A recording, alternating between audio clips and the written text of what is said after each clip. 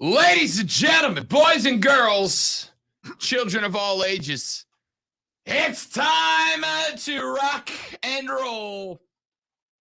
The show named the South Carolina Broadcasters Association Sports Talk Radio Show of the Year starts right now. This is the Rob Brown Show. This is ESPN Upstate. Hello, Upstate South Carolina. Hello, America. Hello, world. It is great to be back with you, amigos. Spectacular to be with you. Hope that you're doing exceptionally well. I am Rob, and back with us today. The tank went down yesterday. The HP has been partially restored, I believe. Lonzo, the great one, the alpha and the omega of ESPN Upstate, back in the air chair. What up, Zo? I'm glad to be back and not just, on the stream, but back in studio physically. It's good to have you back in the studio physically. Do want to thank Owen Watterson, who stepped up the last couple of days, including the last minute call to the bullpen yesterday, and did a spectacular job. But the Robin of me missed the Batman of Zoe. So away we go with another outstanding 3 hours of sports talk entertainment. And it starts right now. Glad to have you. Plenty of stuff to talk about. The Americans win 3-0 yesterday. Owen and I made a prediction that one of two things was going to happen.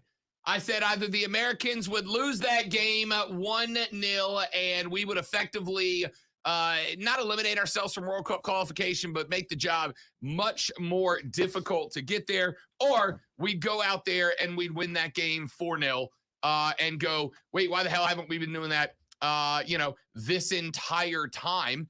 And fortunately for us, the latter happened. The Americans looked good last night in the face of sub-zero wind chill-based temperatures.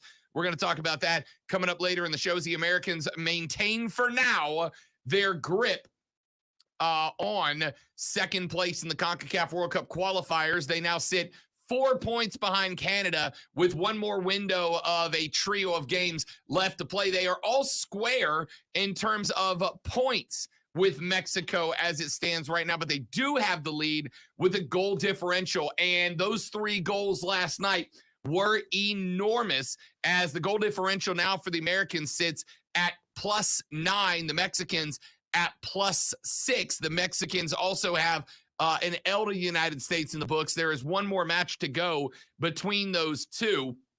This one's going to be in Mexico, and it does make it not necessarily a must win, but fortunately for the Americans, Panama, with a loss to Mexico yesterday evening, now sit at 17 points. So the Americans have a bit of a cushion to stay at least in the top 3, which is where they have to be for World Cup qualification. We're going to break that game down for you later on in the show. Jim Harbaugh has announced that he will be returning to the Michigan Wolverines next season. So he stays in the Big Ten.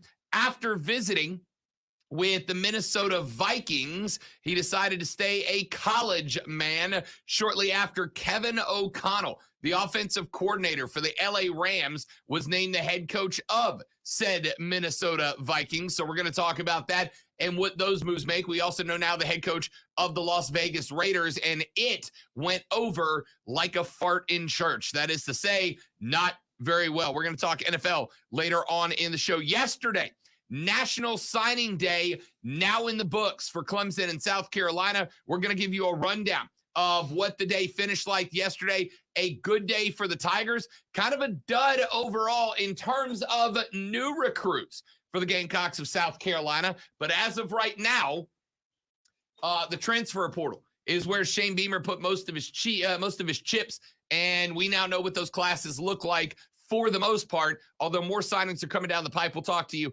about those later on in the show. And a heated dispute now popping up between a pair of Southeastern Conference coaches based on a report from a website called Bro Bible that set off a Lane Kiffin v. Jimbo Fisher dispute. I got that for you. And bro.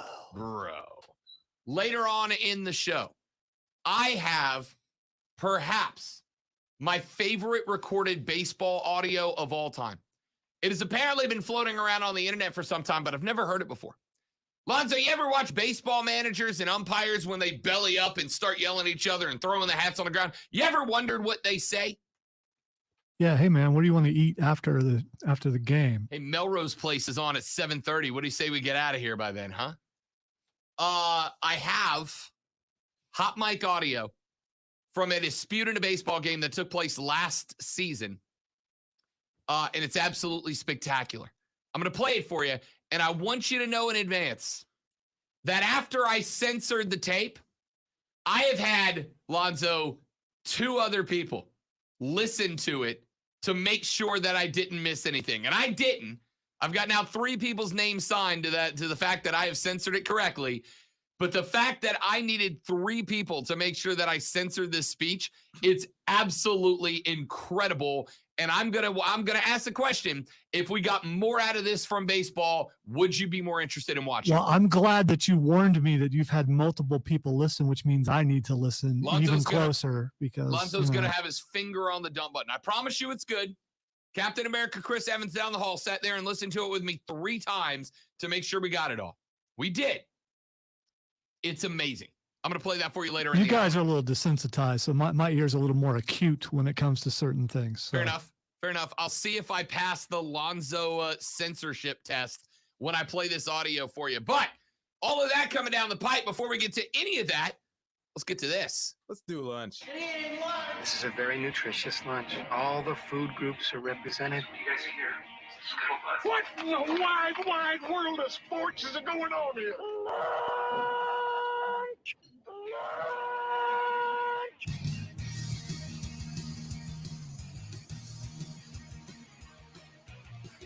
The lunch breakdown, the 3 things you have to know before you go start talking sports with your friends, family, coworker, or the dog, whoever you spend your lunch break with.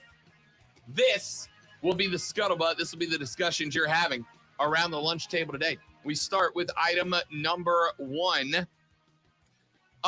Yesterday, we gave you a lot of thoughts about the lawsuit that former Miami Dolphins coach Brian Flores has brought against the National Football League, as well as the Miami Dolphins, the Denver Broncos, the New York Giants, and others. We gave you some of the evidence he has put on the table so far, including those texts from Bill Belichick that certainly made it sound like the New York Giants were effectively interviewed Brian Flores to pass the Rooney Rule requirements, although they had already decided that Brian Daboll was going to be their head coach. Well, we have now gotten some responses and some additions to that drama, which I think is the biggest story the NFL has had to stare down in a number of years. First and foremost, Stephen Ross has now spoken off. Of course, Ross is the owner of the Miami Dolphins, and Stephen Ross is accused by Brian Flores in a 58-page lawsuit of having offered Brian Flores $100,000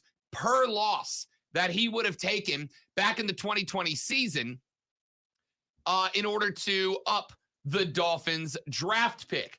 Flores also said that Ross multiple times attempted to get him to interfere, to tamper with another potential quarterback that could come to Miami. Said first he asked him to go up and talk to him, which would have been against the NFL's anti-tampering rules. Then he said that Ross was like, hey, why don't you come down to my yacht in Miami? We'll hang out, grab some crab cakes and lobster tails on the boat. And then when Flores showed up thinking he was just there to talk Dolphins football, Ross said, oh, by the way, that quarterback, coincidentally enough, also happens to be right there on that boat next to us. Why don't we go have a conversation with him? And Flores says, I got up and left. Interesting. Well, Stephen Ross has now responded to the allegations made by Brian Flores. He said that the comments are, quote, with regards to the allegations being made by Brian Flores, I am a man of honor and integrity and cannot let them stand without responding. I take great personal exception to these malicious attacks, and the truth must be known. His allegations are false, malicious, and defamatory. We understand there are media reports stating that the NFL intends to investigate his claims, and we will cooperate fully. I welcome that investigation, and I am eager to defend my personal integrity and the integrity and values of the entire Miami Dolphins organization from these baseless, unfair, and disparaging claims, end quote. Of course, the NFL has also issued a statement when the lawsuit came out saying that Flores' allegations were, quote, without merit, end quote. However, a league source told ESPN's Chris Mortensen on Wednesday afternoon that comment pertained only to the accusations of discrimination in hiring practices. The source said the league will investigate allegations that Ross offered Flores money to lose games, end quote. Flores addressed the Ross allegations during an appearance on Get Up. We played you that audio yesterday. We may replay parts of it later on in the show today. We'll see how the conversation goes. But Stephen Ross has now come out and said, nope, this is false. It's untrue. It's malicious, et cetera, which is all well and fine, except for shortly after that, according to Yahoo Sports and Mike Florio of Pro Football Talk, Cameron Wolfe is a reporter who has now claimed that he has spoken with a witness who overheard Dolphins owner Stephen Ross offer Brian Flores $100,000 for every loss during the 2019 seasons. Of course, again, Ross has now come out and said those are false, but Cameron Wolfe has said he has a witness on the record now saying that he overheard the claim, the offer of $100K per L. Now, why is it interesting that Cameron Wolfe has this information, has this source, potentially a name, maybe documentation, we don't know yet? It's interesting because, Lonzo, take a wild guess. Who does Cameron Wolfe work for right now? You want to take a stab at it? Miami? Cameron Wolfe works for the NFL. Cameron Wolfe is a reporter for the National Football League Network. He works for the NFL Network, which now means that the NFL's own reporter has come out and said he has a witness who will back up Brian Flores' claim. Now, we don't know who the witness is. We don't know what, if any, documentation is going to be provided with that. We don't know if it's hearsay. We don't know who the witness works for, if he was a Miami Dolphin member, if it was just somebody that was standing around, maybe a janitor in the locker room. We don't know. But Cameron Wolfe now says that he has at least one report from a witness that will verify Brian Flores' story. However, Cameron Wolfe works for the National Football League. And here's the question. Cameron Wolfe had to have run this story one of two ways. He either had to post it on social media without permission from the NFL, in which case I suspect Cameron Wolfe will be a journalist who's unemployed sooner rather than later. Or an editor at the NFL Network had to get this information and say, run with it. That's good. Put it out there. That's a scoop. It doesn't matter that it's negative in the NFL. Go ahead and put that out there. Either way, it's very interesting because Cameron Wolfe either trusts his source in the story so much that he's willing to risk his job, or he put so much verifiable information in front of the NFL's editors that they went, we cannot let this get out under any other banner but our own so that we can control the story. Maybe there's a third option that I'm not just seeing because I am the dumb Lonzo, but the fact that an NFL reporter has put this information out and is willing to go on the record saying, I've got a source that'll verify, very interesting. So did he put this out on social media? Is that how this came out? Because I am curious about something since print is dead, basically. When you have a breaking story, since you have to be out there in front of it, you want to be the first to break it because that's what the big deal is right now. Who broke it first? And you have to be credited every single time. Do they have to run it by editors anymore? Because they're in such a hurry to get it out there. Here is where I got that information. Now, I don't follow Cameron Wolfe on Twitter. I'm actually going to go follow him right now, because this is very interesting, I think. In fact, I have now followed Cameron Wolfe. Cameron Wolfe is a reporter for the NFL Network, and he put up this story that is being credited to Lonzo, NFL.com, and the NFL staff, the NFL.com staff. So the NFL has this up on the NFL Network page. This story is on NFL.com. It's on the NFL's website, okay? Here's what it says to open the article. The byline is around the NFL staff, NFL.com. It starts with these words, quote, NFL Network's Cameron Wolfe reported Wednesday that he spoke with a witness who said he heard Dolphins owner Stephen Ross offer former head coach Brian Flores $100,000 for every loss during the 2019 season. Wolfe also reported that Flores' team says it has evidence, including messages from general manager Chris Greer, which corroborate the allegations against Ross. That is the quote that starts this article. Now, I didn't think of a third option while I came across all this, Lonzo, and the third option is Cameron Wolfe is lying, okay? The third option is Cameron Wolfe is lying. But, and he may be. I'm not saying that's not the case. He might be. Maybe he looked at this and went, I really want to get my name out front. And there are, I can tell you for a fact, I've seen him do it. There are journalists who will make up witnesses. There are journalists who will make up witnesses in order to advance a story because it keeps them on the forefront of publicity. But here's the thing. I know who Cameron Wolfe is. I've seen him on the NFL Network, right? If you follow the NFL with any level of interest above casual fan, you know who Cameron Wolfe is. Probably. If you've got the NFL Network, you know who Cameron Wolfe is. If Cameron Wolfe makes this story up, unless he pulls the old, my witness has decided he does not want to go public with his information, in which case it becomes very difficult to disprove that information. The fact that he is citing that a witness confirms it and has told him that Flores' team already has the evidence in play, there's smoke to this fire. Maybe it's not a fire. Maybe it's just smoke.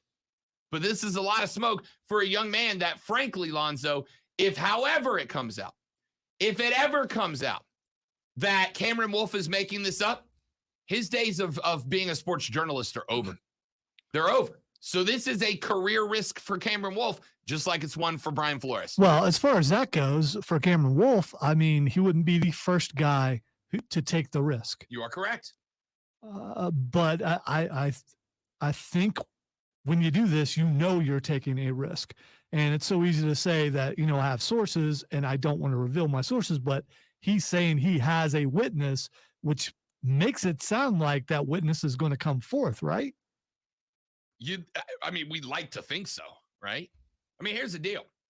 If this is proven true, the NFL fixes games. And all those people that I myself, Lonzo, have called conspiracy theorists with no evidence in the past are proven right? Now, I think they're proven right in the same way that a guy who picks the lottery numbers comes out the next day and goes, I told you those were the numbers, right? You didn't know that. You guessed the right outcome. There's a difference between knowing something and guessing the right outcome. But whether they guessed the right outcome or it was real, at the end of the day, if this is proven true, it means that there are at least NFL maybe owners, who will fix games. Now, Hugh Jackson, former coach of the Cleveland Browns, you may remember him. I believe his record was like 1-31 at one point with the Browns, right? Now he's the head coach at Grambling State University. Hugh Jackson has now come out, and Hugh Jackson has said, I was offered to be paid money as well. I was offered to be paid money for L's as well. And Hugh Jackson was on ESPN this morning. In fact, I'm going to go ahead and run this audio. That will take a break, Lonzo, because it's relatively short. This is clip number 2C. Hugh Jackson was on ESPN this morning with L. Duncan, and L. Duncan asked him the point-blank question that everybody else has asked, why now? And this is what Hugh had to say.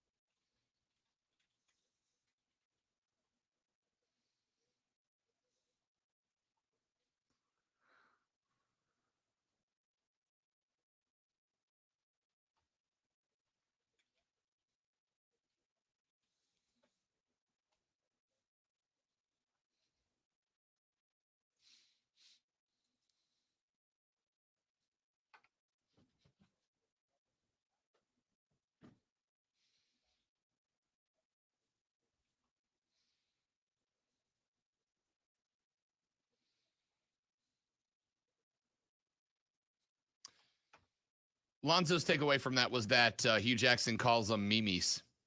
Wasn't it? Don't lie. It was, wasn't it?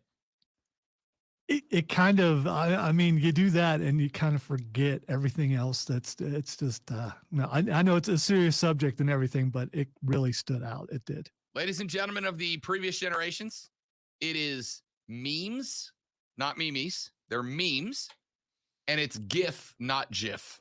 All right, it's a hard G. Yeah, I don't care about that one, but I've never heard it memes before. So there's what Hugh Jackson had to say. So why come forward now? He said, because I'm tired of the discrimination. And that's all well and good. I will say this, because I do try to be fair on both sides. Hugh Jackson didn't really answer the question, right? I am curious, how many minority coaches do there have to be before everything's okay? Because, I mean, what percentage does it have to be? You know how many there are right now? I don't care about color. So, no, That's I don't fine. know. But you know who does? People of color. That's Because fine. some of them are mistreated because of it. That's fine. Should someone be hired because of their race and not because of their They should. because like that's what they've been trying to do. That's what the Rooney Rule is. And this is It's saying you have to interview someone, not you have to interview them for their qualifications, but you have to interview them because of the race. right. And that's not fair. So, you My know, thoughts here. Should someone be hired because of their skin color? No. But the opposite of that is that's the ideal world. The opposite of that is the world we live in, which is, should anyone not be hired because of the color of skin? Of course not. Does it happen? I don't know. Maybe, possibly in this case, right? There is one active coach that is black in the National Football League. It's Mike Tomlin. He's the only one right now. Two more got Flores and David Culley both got fired. Those were the other two. The game, the National Football League, as we know it today, has been played for 100 years now. Okay? In 100 years, Lonzo, do you know how many black head coaches there have been in 100 years? no, because I don't keep track of that. Right. There's been 19 total. 19. As When said, I or what? Absolutely. Well, I was like, because you're a good person. I want you to win games. That's what you're hired to Right. do. Because you're a good person. But there are people in positions of power who aren't. And again, I'm not saying that black coaches aren't being hired because of racial bias. I am saying you've got to give me a reason why there's one active black head coach and there have been 19 in a century. Those numbers don't add up. Even if you said, okay, 14% of the population is African-American, therefore it would make sense that 14% of coaches would be black. We're not even close to that mark. But it still comes down to, all right, what is the number that there has to be before their satisfaction? And then if you put a number on it, then it becomes a quota. If you put a quota, then you're going to make sure that's done so people leave it alone. I'll ask this question. I don't know how you fix this. Do you think, Lonzo, that in the 100 years of the NFL, there have only been 19 black men that have been qualified to coach a team? First of all, I'm not qualified to answer that question as far as who's Sure you are. qualified or not. It's an opinion question. It's not a yes or no. It's an opinion question. Do you think there have only been 19 black men qualified to coach a team? Don't take my stumbling for indecision, by the way. I'm fighting through a headache. No, I do believe that I'm sure that there were more qualified black men, Hispanic men, and other white men, Sure. because we've seen really bad hires happen, and we've seen cases where people stay in a job way too long, and they need to be gone. So I mean, there is no. I just don't know what the answer is to this, and I don't think anybody else does either. All right, we're gonna take a break. We got into this story quite a bit yesterday. I don't want to make it the primary focus of the show today, but obviously with Ross denying it, with Cameron Wolfe saying he now has evidence, and with Hugh Jackson speaking out saying the same thing has happened to him, feels like it was important to talk about. When we come back, we'll get to items number 2 and 3 on the lunch breakdown. Ladies and gentlemen, Matt Rule is your head coach next year because the one coaching job that would have taken him out of Charlotte is not an option anymore. We'll break that down. U.S. wins their World Cup qualifier last night, 3-0 over Honduras. We'll give you details of that, who netted those 3 and more. The Rob Brown Show rolls on. It's ESPN Upstate. QC.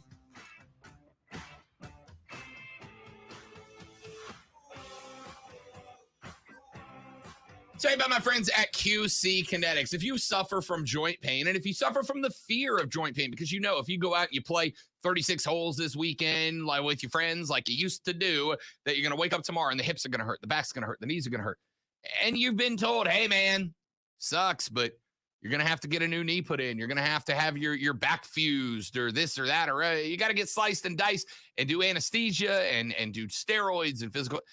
Don't do any of that before you call QC Kinetics. 864-448-3772. 864-448-3772.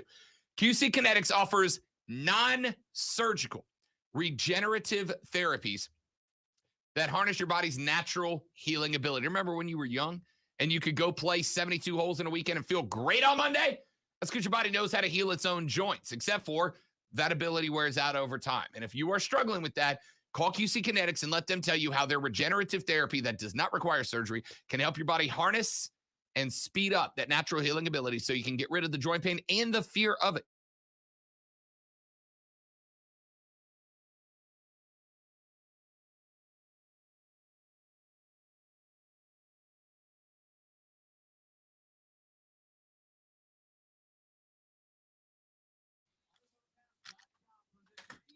I am going to hit the restroom. Hello, everyone on the stream. Thanks for stopping by. Very short break. Like a minute short? A minute and a half short. And I'll wait till the next break. Yeah, that's what I'm trying to stop it.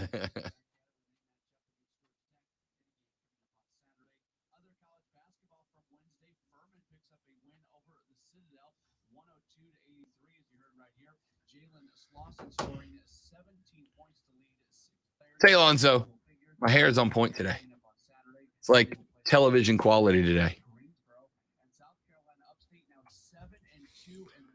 Why would I think any different? I had some rough hair days last week, but I got it together today.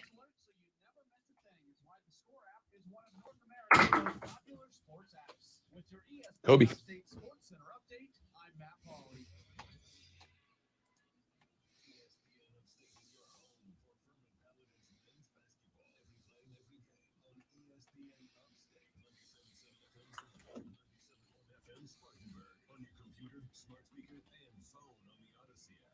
At Ingles, we know the ever-present struggle of what are we going to make for dinner this week? That's why we started the Ingles table. It's all waiting for you at ingles-markets.com. Ingles, low prices, love the savings. This week at Ingles, select 38-ounce Heinz ketchup, 2 for $6. Select varieties, 1 liter Polar seltzer water, 3 for $2. And select sizes and varieties, Campbell's Chunky or Roya soup, 3 for $5. Ingles, low prices, love the savings. Winning trophy hosts. Sorry, trophy winning.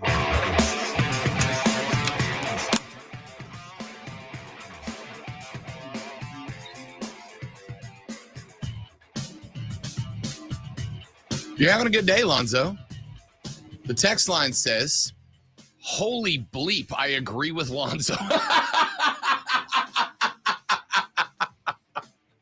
That's my favorite text I've gotten this week. And we have gotten some bangers this week. So glad to be back. Holy bleep, I agree with Lonzo.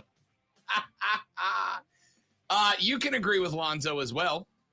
If you want to text 71307, 71307, start your text with ESPN. 71307 is the number. Start your text with ESPN.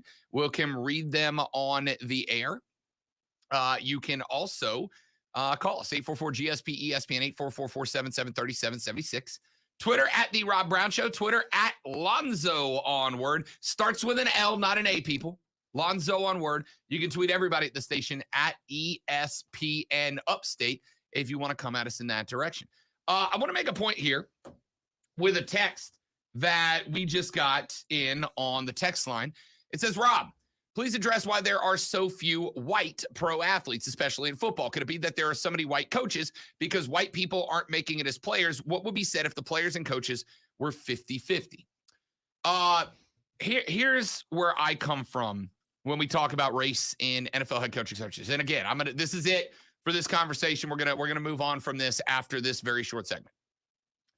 But I want to throw this out there. That is an argument happy to listen to. Happy to listen to. Upwards of 70% of the National Football League is comprised of black players and minority players. All right. The talent pool may push white athletes who don't make it into the league. Is there any question, Lonzo?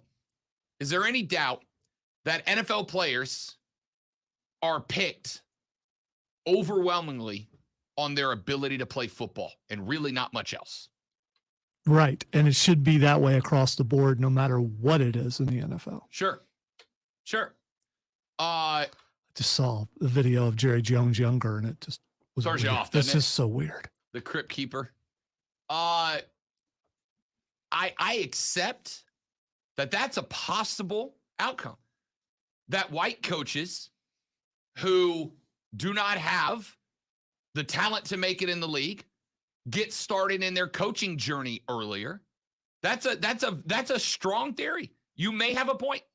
And the point that I want to make with this is this. There are people like Brian Flores, like Hugh Jackson, who say this is based in discrimination. That's their claim. This is based in discrimination. I don't say this is based in discrimination. I ask the question, is it a possibility that is based in discrimination, or is there another possibility that is as if not more likely? And there is a possibility that because white players make it to the league in a smaller percentage, they're 30% of the league, right? That many of them are pushed into coaching earlier if they want to do it. There was a league survey a couple of years ago that surveyed active NFL players, and something like 68% of them said that they wanted to go into coaching when they were done with football because football's what they do. Football's their life, right? I have got probably 13 or 14 personal friends of mine who coach football at high school or the college level, including a couple of Division II and Division III head offensive line coaches. As a matter of fact, I played football with a guy who, at least up until last season, was the offensive line coach at Delta State University, okay? He went into coaching because he played college football and was okay. After 2 years, they brought in a young kid better than him. He didn't get to play anymore, so he just switched to being a GA and a coach. That's a theory that makes sense. So the question I'm asking, let me phrase that. The statement I'm not making is NFL has a small and vastly underrepresented number of black coaches throughout its history because of racism, because of a racial bias. That is not a claim that I'm making. I am saying that is the claim that Brian Flores is making, Hugh Jackson is making, and others. What I am saying is that claim has merit. There is merit to that claim. Would anyone like to promote another claim that has equal merit?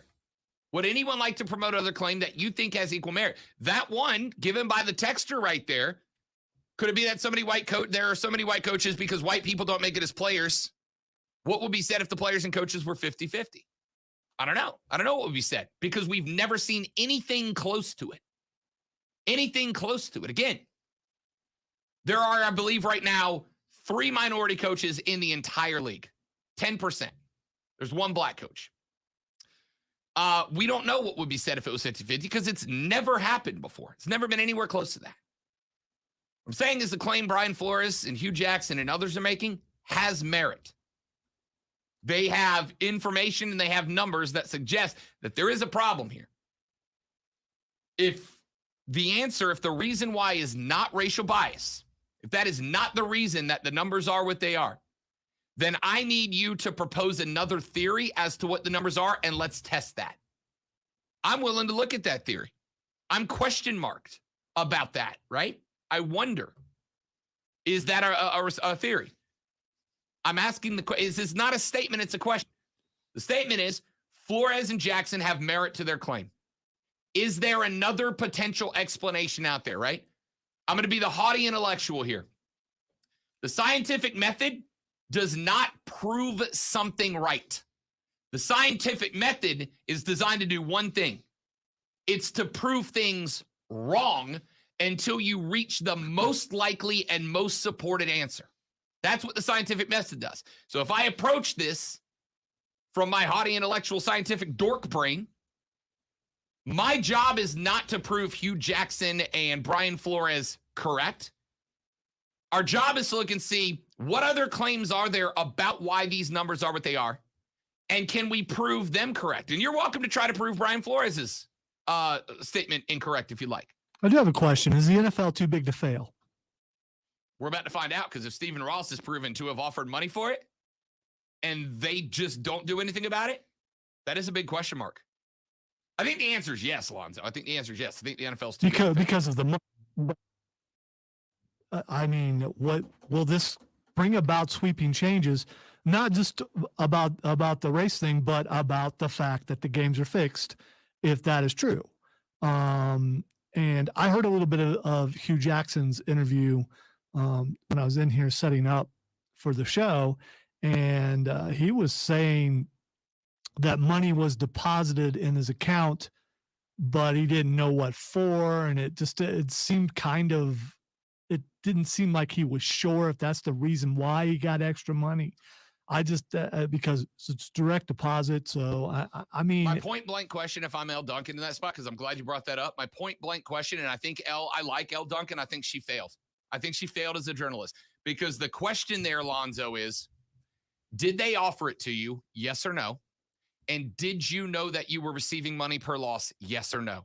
And don't dance. And if he dances, come back to the same question. I think she failed to do that, which of course she did, because they want to keep Hugh Jackson in the conversation, right? Like ESPN wants to be able to come back to Hugh Jackson as the story progresses. And if you put him on the hot seat like that, he might not do it. But I think that was a journalistic failure. Sorry, I did not mean to interrupt you. Keep going with your point. No, but you're right. No, you're absolutely right. That was my point. If you're coming in to support someone, don't be definite, because you're putting yourself out there too. And it didn't seem like he was being that definite. He was being supportive as he called as one of his brothers, but he didn't come out with, they offered me this and they put this in my account. He made it sound very, very wishy-washy. I agree. So I think he hurts Flores's case more than he helps it by doing that. I think if he comes out and he proves that ownership, even if he accepted the money, right? Even if he accepted the money, if he can prove that he was pay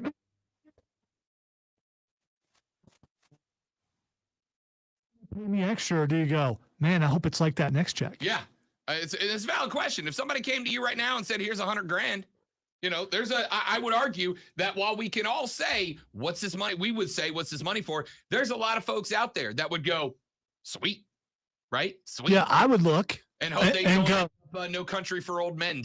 Man, I got a raise. Cool. Yeah. And then I hope it's the same next check. And if I look next check and it's still there, I'm not going and asking why. It's very possible that Hugh Jackson got that money and just went, oh, there must have been a bonus I missed, right? Called his agent, and his agent went, hey, man, looks like a bonus to me. You're good. It's very possible. But I would ask.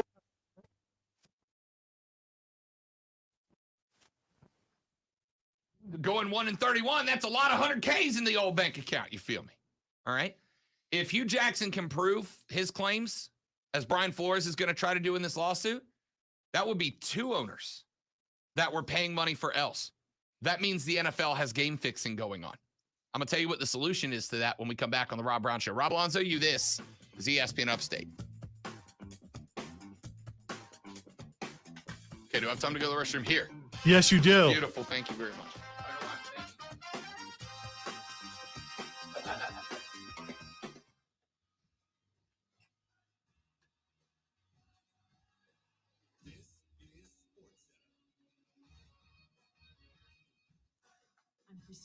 Days after former Dolphins coach Brian Flores filed a class action lawsuit against the NFL, Giants, Dolphins, and Broncos, alleging racial discrimination and hiring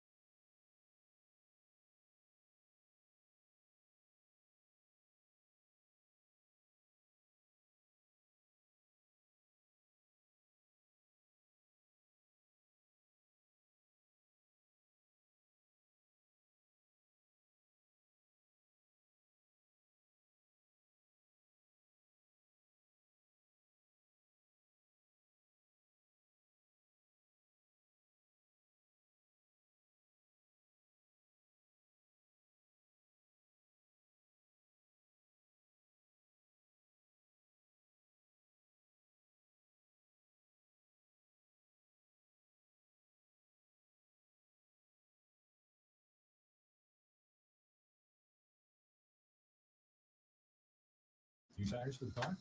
Here's my card. I order takeout, use my card. And most of us just accept the high interest rates credit cards charge as a necessary evil. What are you gonna do? The low fixed rate credit card consolidation loan from Lightstream from $5,000 to up to. So I don't know if you guys do this or not, but I do this a lot, and I don't think I can get in trouble for it, but I don't care. When I go to the restroom, I usually change the Alexa channel just because it's fun.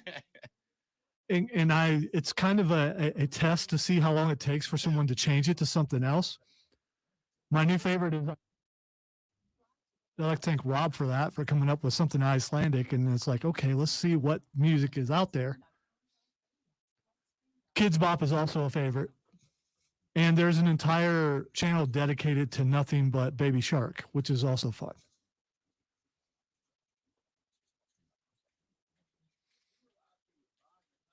The people down the hall, which is not very creative, you know.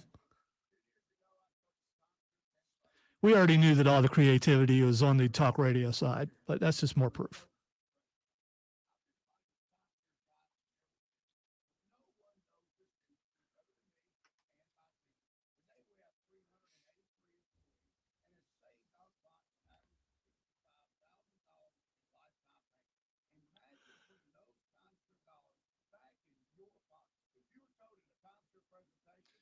So Reyna, Reyna, is trending. And Giovanni Reyna is a player for the U.S. men's national team. But apparently there's also a video game character named Reyna. And I don't know what game she's from. You said Reyna? Reyna. She's a video game character, like an anime character or something. And so I clicked on Reyna to go find out why Gia Reyna is trending. And it's like 20% Gia Reyna tweets and like 80% weird fan art of this cartoon / anime character.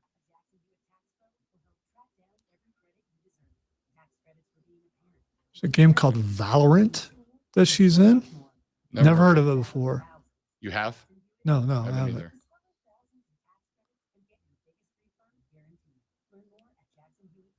She looks like a cool character. She also looks evil, but that doesn't mean anything. Abilities are capable of swinging rounds with aggressive multi-kill plays. So Valorant must be a one of your kind of games, I'm thinking. One of your kind of game. What do you It's mean? multiplayer shooter type thing. So if game fixing is indeed happening in the National Football League, which is the claim, or at least in the inferred claim of Brian Flores, the inferred claim of Hugh Jackson, and those are really the two biggest names right now, outside of like fans who believe that it's the case. If match fixing is happening, if game fixing is happening in the NFL, especially by owners, right? If owners are going out there and telling coaches, drop this game. I want you to throw this game for me. $100K if you throw this game. And they may not be doing it to make money directly. They may be doing it so they can get a better draft pick, go get the quarterback that they really want, et cetera, et cetera. How do you stop it? Well, here's a sentence that I'm going to say that is going to get some of y'all's panties in a twist. Europe does a spectacular job of stopping this from happening, because for years, it was a huge problem in European soccer, European football. It was a big problem. There were a lot of times when players were found to be throwing matches for money, whether it was organized crime was getting involved or they were placing their own bets or whatever. And in a number of countries, England is one, Italy is one, I believe Germany's one as well. They have all created government divisions specifically tasked with stopping this from happening, with not allowing this to happen. And when somebody is caught fixing a match, they become effectively blacklisted by the government from participating in that sport or any other sport at any level anymore, period. Right? There was a case not too long ago, anyway, a very prominent soccer player Zlatan Ibrahimovic.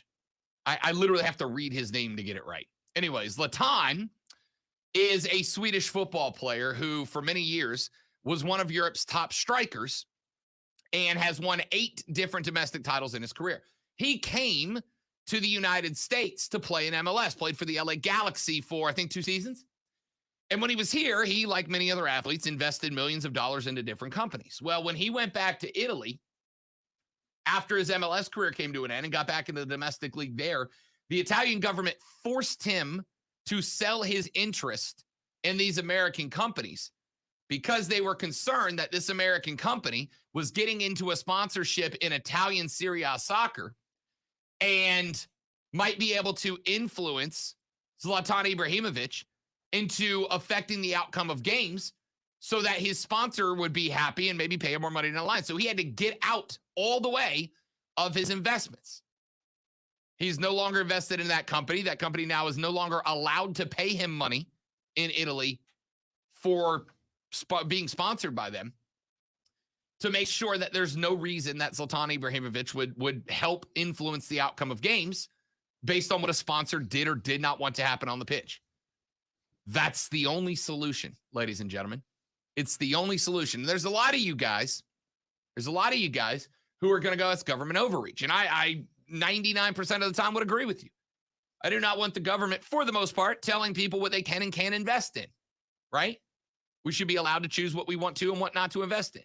But if the NFL is going to have the influence that it does and is going to impact people at the way that it does, and is going to, let's be honest, have a monopoly over the sport of football at a professional level that it does right now, the only way to stop this kind of stuff from happening is making it illegal. And if that was illegal here, and Brian Flores can indeed prove that Stephen Ross was willing to pay him 6 figures to toss a game, Stephen Ross should be thrown on his ass. The NFL should sell Stephen Ross's ownership of the Miami Dolphins for whatever the estimated market value is and not a cent more, and he's got to go. It's the only way to fix it. You know, I'm very naive because I still don't understand. Even if someone offers you this much money to throw a game, how do you do it? I guess you call bad plays, but you know what? When you have a quarterback out there who has the authority most times to audible out of a bad play into something that works, how do you make a team lose? I mean, an inability to come up with a way that something happens does not mean that something doesn't happen, right? If you're Brian Flores, you can run different personnel groups out there that would work, right? It's 3rd and 1. I'm going to run my hand set out there, my fast guys out there, not my jumbo set. Well, what happens if do you lose the money? I mean, because these are still pro athletes, the top of their game. Even the bench warmers are better than most of the people out there. They could still do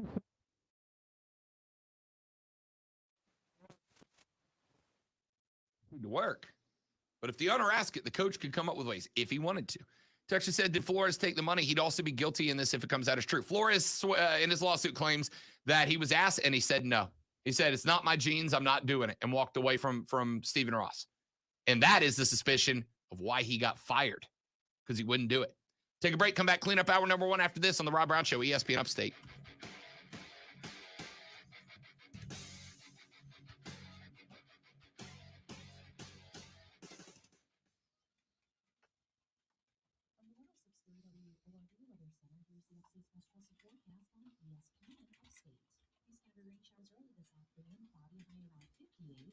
Tonight, chance for rain, cloudy, and near 56. Friday, another chance for rain showers, cloudy, high 64 degrees. For the weekend, we'll see sunshine with highs in the upper 30s. I'm meteorologist Jennifer Richards in ESPN Upstate. Currently, it's 46.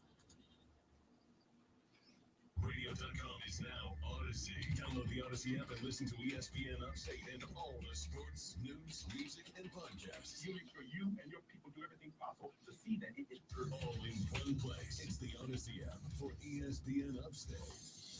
Odyssey is your new home for all the audio that matters to you. Download the Odyssey app today. Get all the sports you love. And listen to ESPN Upstate. There's nothing worse than coming home from a cold day to find out that your heater isn't working. When this happens, you need an HVAC company you can trust. A company like Priority Heating and Air. Their HVAC specialist will give Well, you Mike, a thorough checkup. And if you need an we'll answer that question at 2:20.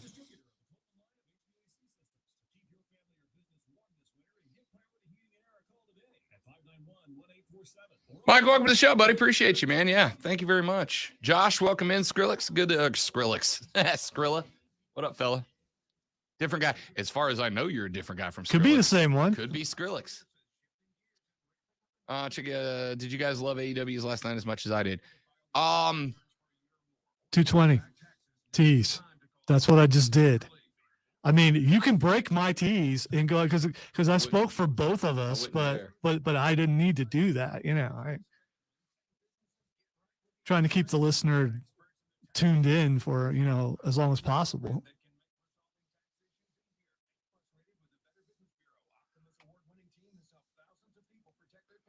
Do we have our usual Thursday guest?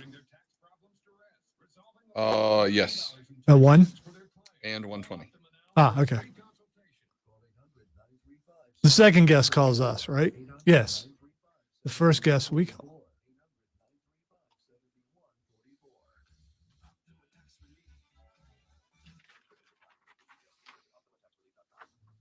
Keeping with the teasing theme, I didn't use names on purpose because you'll just have to tune in and wait until Rob announces who it is, if he remembers. Well, we got Rashad Beard at 1 from the Panther Nation podcast. See, he just couldn't wait. Well, that's a regular mark, right? Like if you listen to the show at all, that's not a surprise.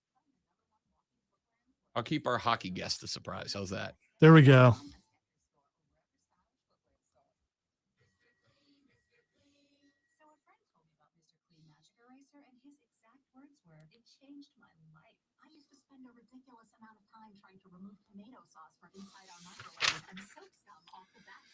Yo, now that I know that he's watching, check this out, Lonzo. Little brother, the lawyer, is watching the show in his office up on the TV. I just want to say that the resemblance is there, and it's amazing. Oh, I'm way better looking than him. You got to see his hair, though. His hair is lower back level. It's ridiculous. I respect that. Get a haircut, hippie. Hair Nation rules. Keep your hair. Welcome to the stream. Oh, he's actually watching at my mother's house. That's why he's watching it, because mom's got it on the TV. Thanks, Mike. We appreciate it. And I'm sure Rob will be okay with me, speaking for him in that case. You don't want to tease your reaction to his comment? That's just going too far, Rob.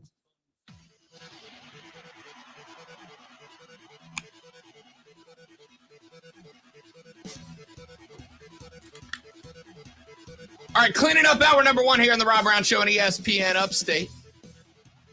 I am Rob. He is Lonzo. You are you. 844-477-3776. Text line's open. The preferred home services text line is 71307. Before we get out for the hour, I want to remind you, I don't know if you know this or not, Lonzo, but next Sunday, there's a football game. I was aware that there was a football game, yes. Now, unfortunately, there are going to be some people that have to work next Sunday. There are going to be folks out there having to drive around and get stuff done, and they're out doing errands to make sure that they're ready for Monday, and they may miss that wee bit of a football game. The last one of the season. You mean the one that other people can't say the name of, but we can say the name of? That one? Do you want to say it? No, you go ahead. You want to say it? It's your show. You can say it if you want to. Go right ahead. All right, it's the Super Bowl. The Super Bowl! And do you know why we can say Super Bowl when nobody else can, ladies and gentlemen? That is because we are the only station in town that will be carrying the Super Bowl live, ladies and gentlemen. If you can't be at the house for the old Super Bowl party, worry not about it, friends. Just tune your radio on into ESPN Upstate, and we will carry you live from the first minute to the last. Have you seen that video of Brian Kelly dancing with the recruit going around? How could you not see that video? It's everywhere. So there is a video going around on social media of Brian Kelly dancing with a recruit, tight end Danny Lewis, right? They've got one of these things. It's like a raised platform, and they spin a camera around the outside of it. You dance on the platform, and the camera rotates in circles around you, and they can speed up or slow down the footage so you're like slow-mo dancing. And Brian Kelly dances like if John Travolta from Pulp Fiction and Elaine from Seinfeld had a baby together, and that baby tried to dance, but as a baby. That's how Brian Kelly danced. Here's the best part of that video, Lonzo. He was dancing with tight end Danny Lewis, who yesterday committed to the University of Alabama. Need to work on your dancing. That is a stab in Brian Kelly's uncoordinated and out-of-step back. Incredible. That video of him went out on the internet, and the player went to Saban. Yikes. Hour 2 after this on the Rob Brown Show, ESPN Upstate. I saw that this morning. That is so funny.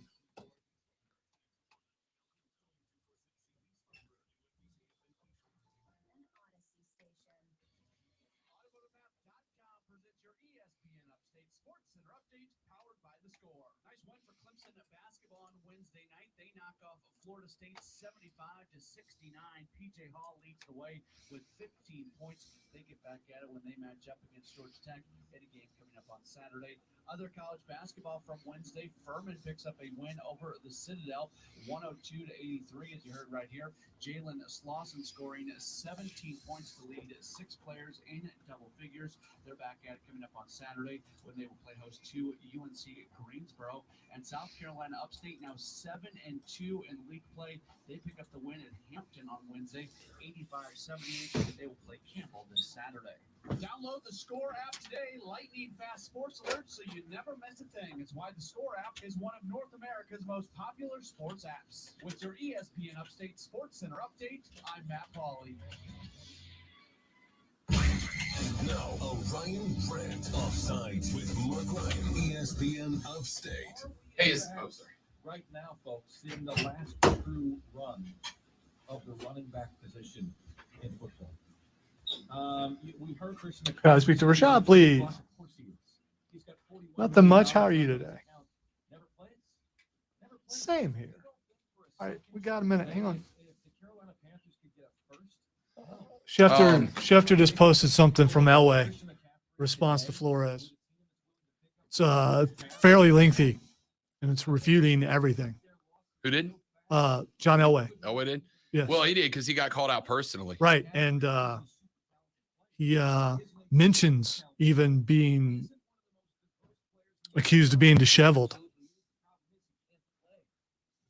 Such a good word, disheveled. I know Greeny uses it all the time. It's a good word, though.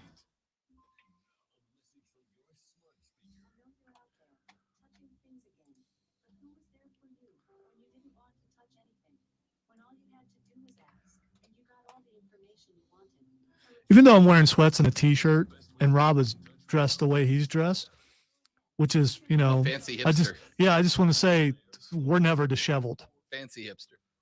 Also, my brother texted me and said, don't gloat. I'm at mom's. I had to watch it. Also, Lonzo seems cooler than you are. So there you go. I don't know about that, but I appreciate it, though. I'm humble for now till we get to 220.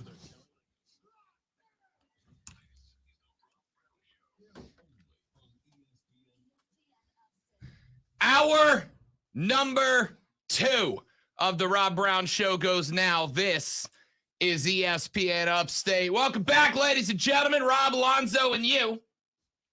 Now we go to the phone lines. Welcome in a young man rapidly rising amongst those who talk Carolina Panthers for a living. My man Rashad Beard is the host of the Panther Nation podcast and joins us here on the show every Thursday at 1 o'clock to talk a little Panthers football. Rashad, what's happening, fella? All is well over here. Rob, Zoe, what's going on, guys? Just another day in paradise, big dog. No, we're gonna have to get Rashad on the stream eventually, so he and I can shame you into growing your hair out. I know, Rashad.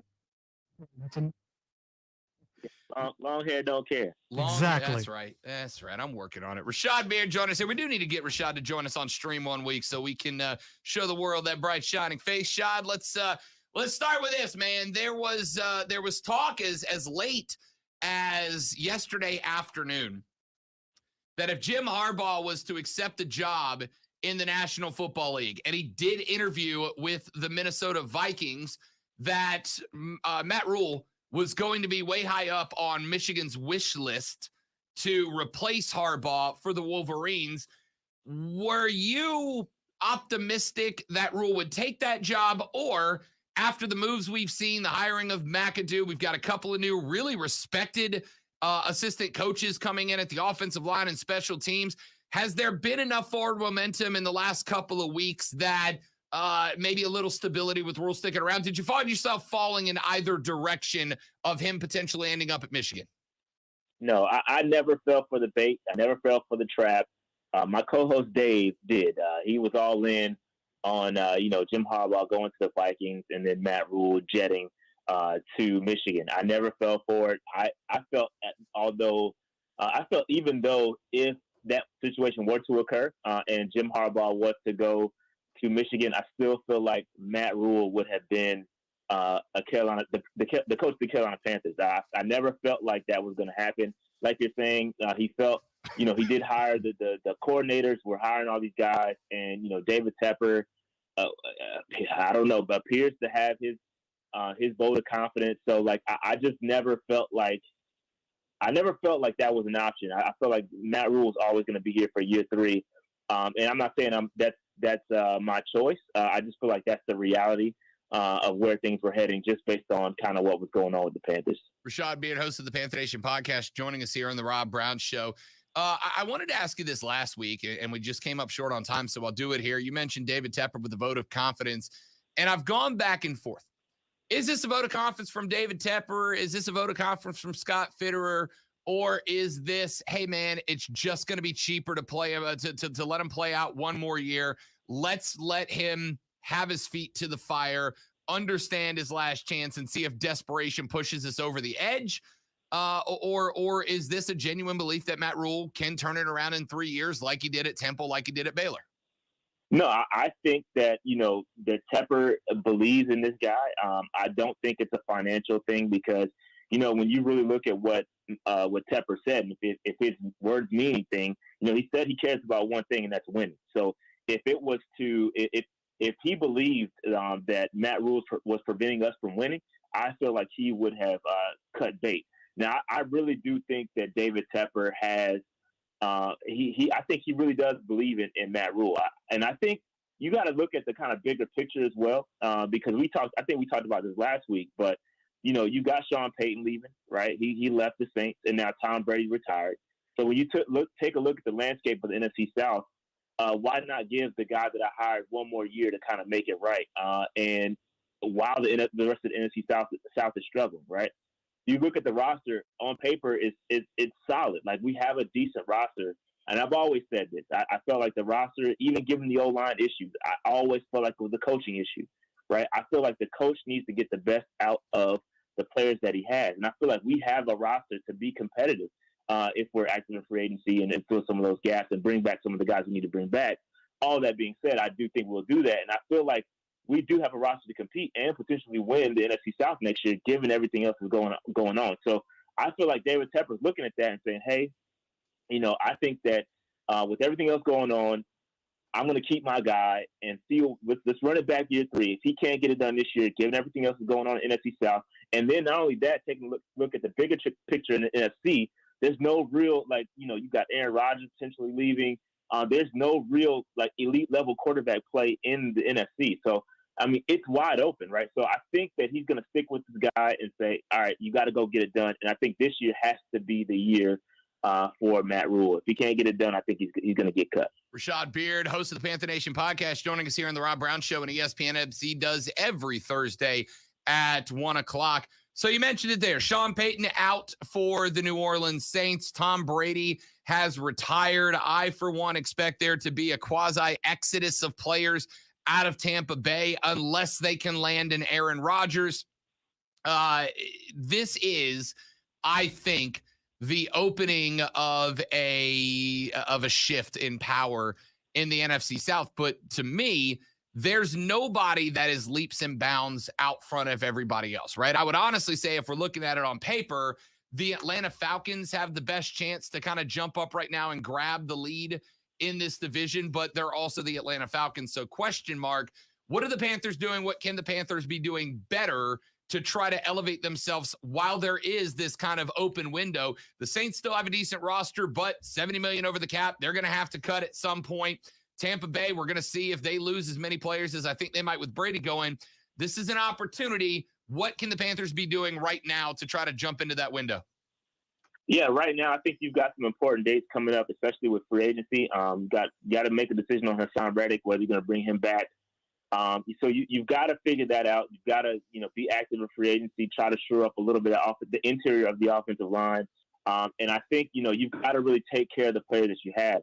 Like I said earlier, I think this is not a talent issue. I really feel like this is a coaching issue. So I feel like with what Matt Rule has done with the coaching staff, McAdoo and all these other experienced, that's the key word here, experienced guys on the roster, I really feel like that's going to help. And I think that alone should put us in a better place. I think a lot of the issues you see are coaching related. So I don't think it's a matter of us bringing back players. And again, I'll debate you any day about the rosters versus the Falcons. I'll win that. And I'm not just saying that because I'm a Panthers fan and I don't like the Falcons. The Falcons don't have a better roster than the Carolina Panthers. That's just a fact. I feel like it's a coaching issue with the Carolina Panthers, and I really feel like we've got to figure out something that we're going to do in the draft, right? Whether we're going to go. I mean, the Senior Bowl is going on right now, and all the buzz right now is Malik Willis. That's all people are talking about. So I do see him creeping up in the top 10, and I feel like you got to make a decision on quarterback. We got to figure out what we're going to do. What's going to be Sam Darnold, Cam Newton, or one of these young guys. Got to figure out the quarterback position. But I still feel like we have a really good shot with, again, just fixing our coaching issues. I feel like we got a good shot to take over the South. We're talking to Rashad Beard, host of the Panther Nation podcast. So we're kind of in a spot, Rashad, where we're gearing up for the NFL draft in a couple of months. Every team that's not Cincinnati and LA right now is in full off-season mode. Senior Bowl is going down in Mobile. Now, I've been down there a bunch, and somebody the other day described it as a job fair, and that's effectively what it is, right? This group of seniors are there. You got NFL coaches from basically all 32 teams there with eyes on them, scouts on them, etc. So I try not to read too much into Team X met with Player Y, but I did find it interesting that the meetings that got singled out by those covering Carolina down there in Mobile were that Carolina took time out to meet with Malik Willis, the quarterback at Liberty, and meet with Kenny Pickett, the quarterback of Pitt, who are both down there. I've given you my conspiracy theory on why I think the Panthers are kind of setting themselves up to draft a quarterback, and those were the first two meetings, as far as I'm aware of, that the Panthers took. Any thought that perhaps quarterback is the way that Matt Rule decides to go? Yeah, and you know what? I got to be honest with you. I'm really starting to warm up to it. I came up here last week and I said, we shouldn't go quarterback. We got to trade back and get more picks. And I said a lot of things. And I got to be honest, I'm starting to warm up to the idea of taking a quarterback potentially at 6. And I feel like those two meetings, I mean, if you look at it, the best offensive linemen that are available are not at the recent Senior Bowl. They're not there. So the best players that are there are the quarterbacks. And I feel like, all of them are there. The only one that's not there is Matt Corral. He's the only one that's not there. Everybody else is there. I mean, Pickett, Howell, Malik Willis, Bailey Zappi, they're all there. And so, I feel like it's a great opportunity for us to get a little bit ahead of the game. And if you listen to what Scott Fitterer is saying, I mean, they are really – he had a press conference and there was some notes dropped in regards to it. And they're really saying that, hey, if you're in the top 10, quarterback, you got to take a strong look because you don't get – you don't have an opportunity to pick in the top 10 all the time. Although we've done it in the past couple of years, you're not supposed to be picking in the top 10 every year. So it's going to be interesting, and I am leaning that way. I wouldn't be mad at it. I just would like to see – what we're going to do. And I think the best case scenario with us addressing the quarterback situation would be to maybe re-sign a Cam Newton and then also draft Malik Willis to kind of mentor him for that 1 year. And I think after next year, you'll see both Sam Darnold and Cam Newton, gone. And then we'll kind of turn the reins over to whoever the young quarterback is. But I think that should be the right way to go. But I am definitely warming up to it for sure. We're talking to Rashad Beard, host of the Panther Nation podcast here on the Rob Brown Show and ESPN Upstate. Quarterback, Rashad, I know we kind of briefly touched on this last week. If quarterback's the pick, I think maybe Carolina can gamble and trade down 2 or 3 picks, but I think if they do decide to go offensive line, if McAdoo doesn't fall in love with Pickett, Willis, or Beck Correll, and they decide to go offensive line, Carolina could theoretically do one of 2 things, which is stay at 6 and take one of probably only 2 offensive line picks that I think come off the board in the first 15, or they could trade back to 15, 16, 17, 18, anywhere in that realm, maybe pick up a second and a third somewhere, add a little capital. Is that the right decision? How would you have them play that out if you're the GM today? Man, today you gotta play all options, right? You really have to figure out what the plan is, because we do have some gaps. I'm not going to sit up here and say our roster's perfect, right? We have gaps at linebacker. We have gaps at safety potentially. We have gaps that you put a potential gap at maybe wide receiver if you're looking long term. And so we have some holes to fill, and we don't have any day 2 picks, right? We don't have a second or third round pick. So you look at it. Ideally, I would like to stay in the top 10. I would want to trade back, but stay in the top 10. That would get me a really talented player and potentially still a good quarterback, right? That people are starting to really, you talk about Kenny Pickett and his hand size and the disjointed thumbs and all this, whatever. People may be starting to, sour on him a little bit. So he may fall later into the first round in the top 10 somewhere. And so if you stay within the top 10, you still get a really good player, but you also trade back to acquire maybe a couple day 2 picks. And I think we really do need a couple of day 2 picks to make sure we get and land some of those players in that sweet spot. Because that day 2 is really where you get some of those really good players in round 2 and 3. So maybe a round 2, a linebacker, interior defensive lineman. I really love the Travis Jones kid out of UConn. He's having himself a really good Senior Bowl. So there's a bunch of ways we can go. But I'm really a proponent of trading back. I really like it to get more picks. But also at the same time, it's quality over quantity, right? If you have the opportunity to get you a really good player at number 6, do it and try to figure out what you can do to salvage the rest of the draft. But again, I'm a proponent of trading back, but we'll see what happens.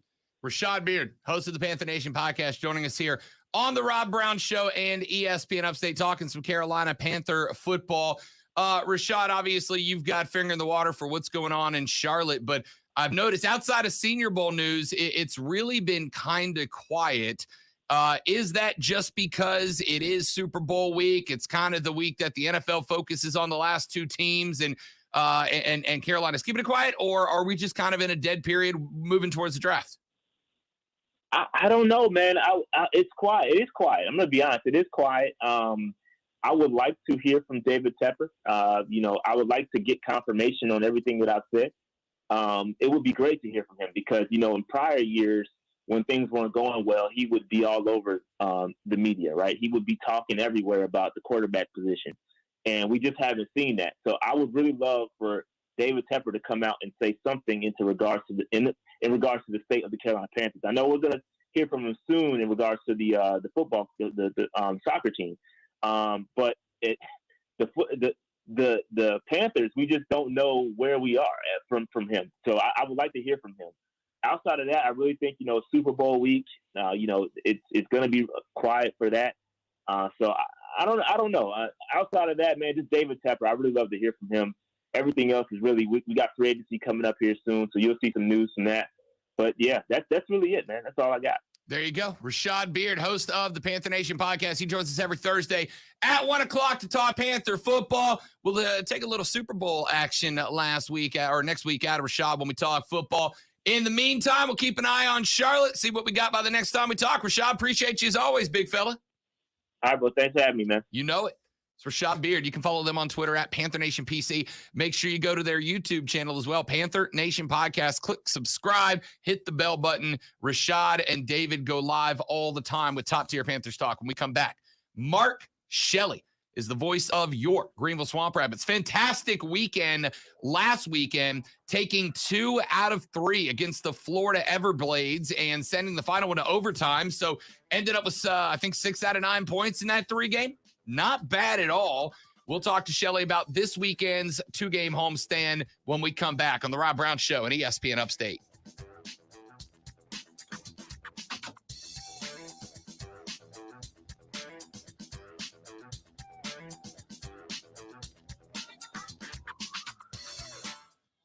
Shelley should be calling us any moment now.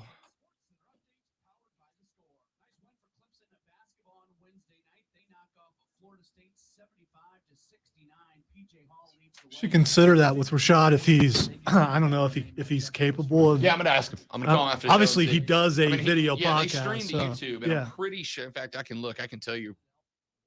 but I don't know if he has another job that he's doing during the day that it could get in trouble for being on video or not.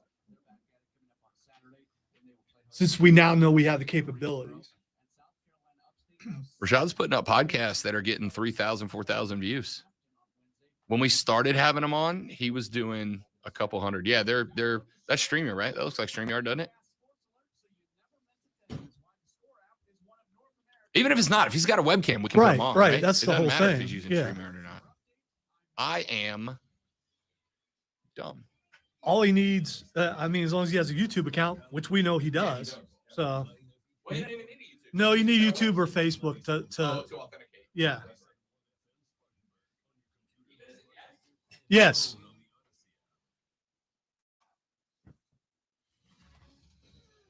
I'm Michael Jenkins helping you beat the books with BetQL. At 80-1, the Cincinnati Bengals are tied as the second biggest underdog ever to make it to the Super Bowl. It's been an extraordinary season. Meanwhile, a different Bengals team is extraordinarily bad, the Idaho State Bengals. These Bengals are 3-16 with just 4 wins against the spread, and they're losing big time. They're the worst team in college basketball in terms of how many points they lose by against the number. Tonight, they host Montana State.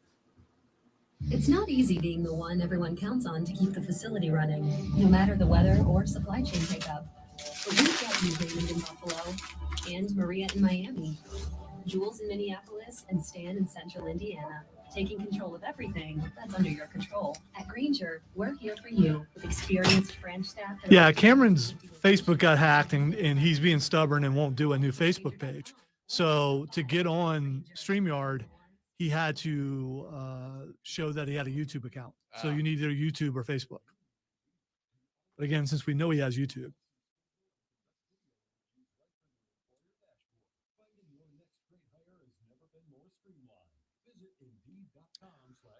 And it helps both ways because if he decides to share what he did on his YouTube page at some point. And it's something we need to look into if some of our normal guests, if they have the capabilities. 100%.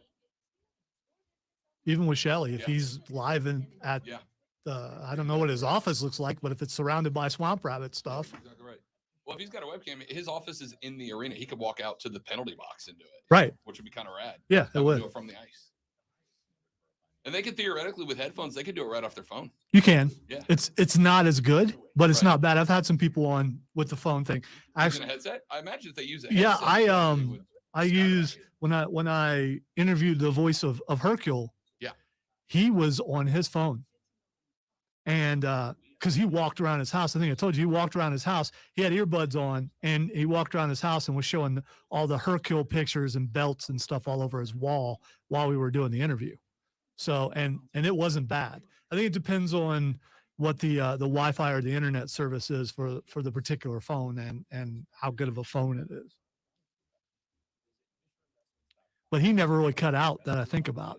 But I've had a buddy on who used to be on the show from his house a couple of times, and his Wi-Fi wasn't great, and he's cut out some. So,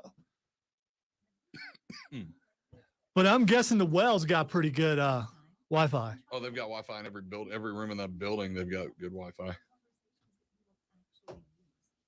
14 languages and lesson topics like travel, business, relationships, and more, you'll learn what matters most to you. Babbel, language for life. Learn a new language. Go to babbel.com to try for free. That's BABBEL.com.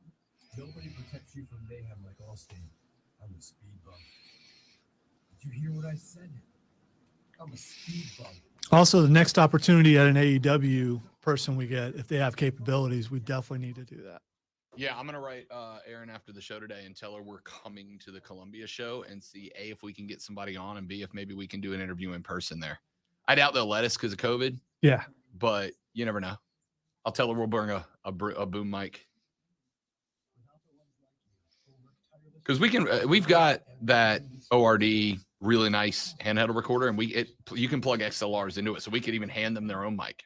Well, there are also ways to do it on your phone that are there's some apps that make it better quality for recording on your phone. Right.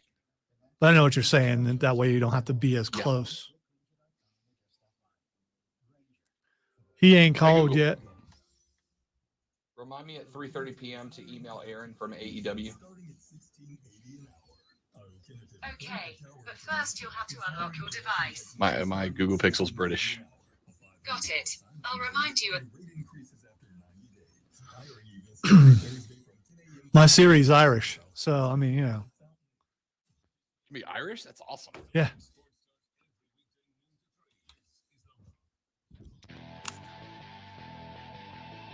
All right, we'll get Mark Shelley on the line here.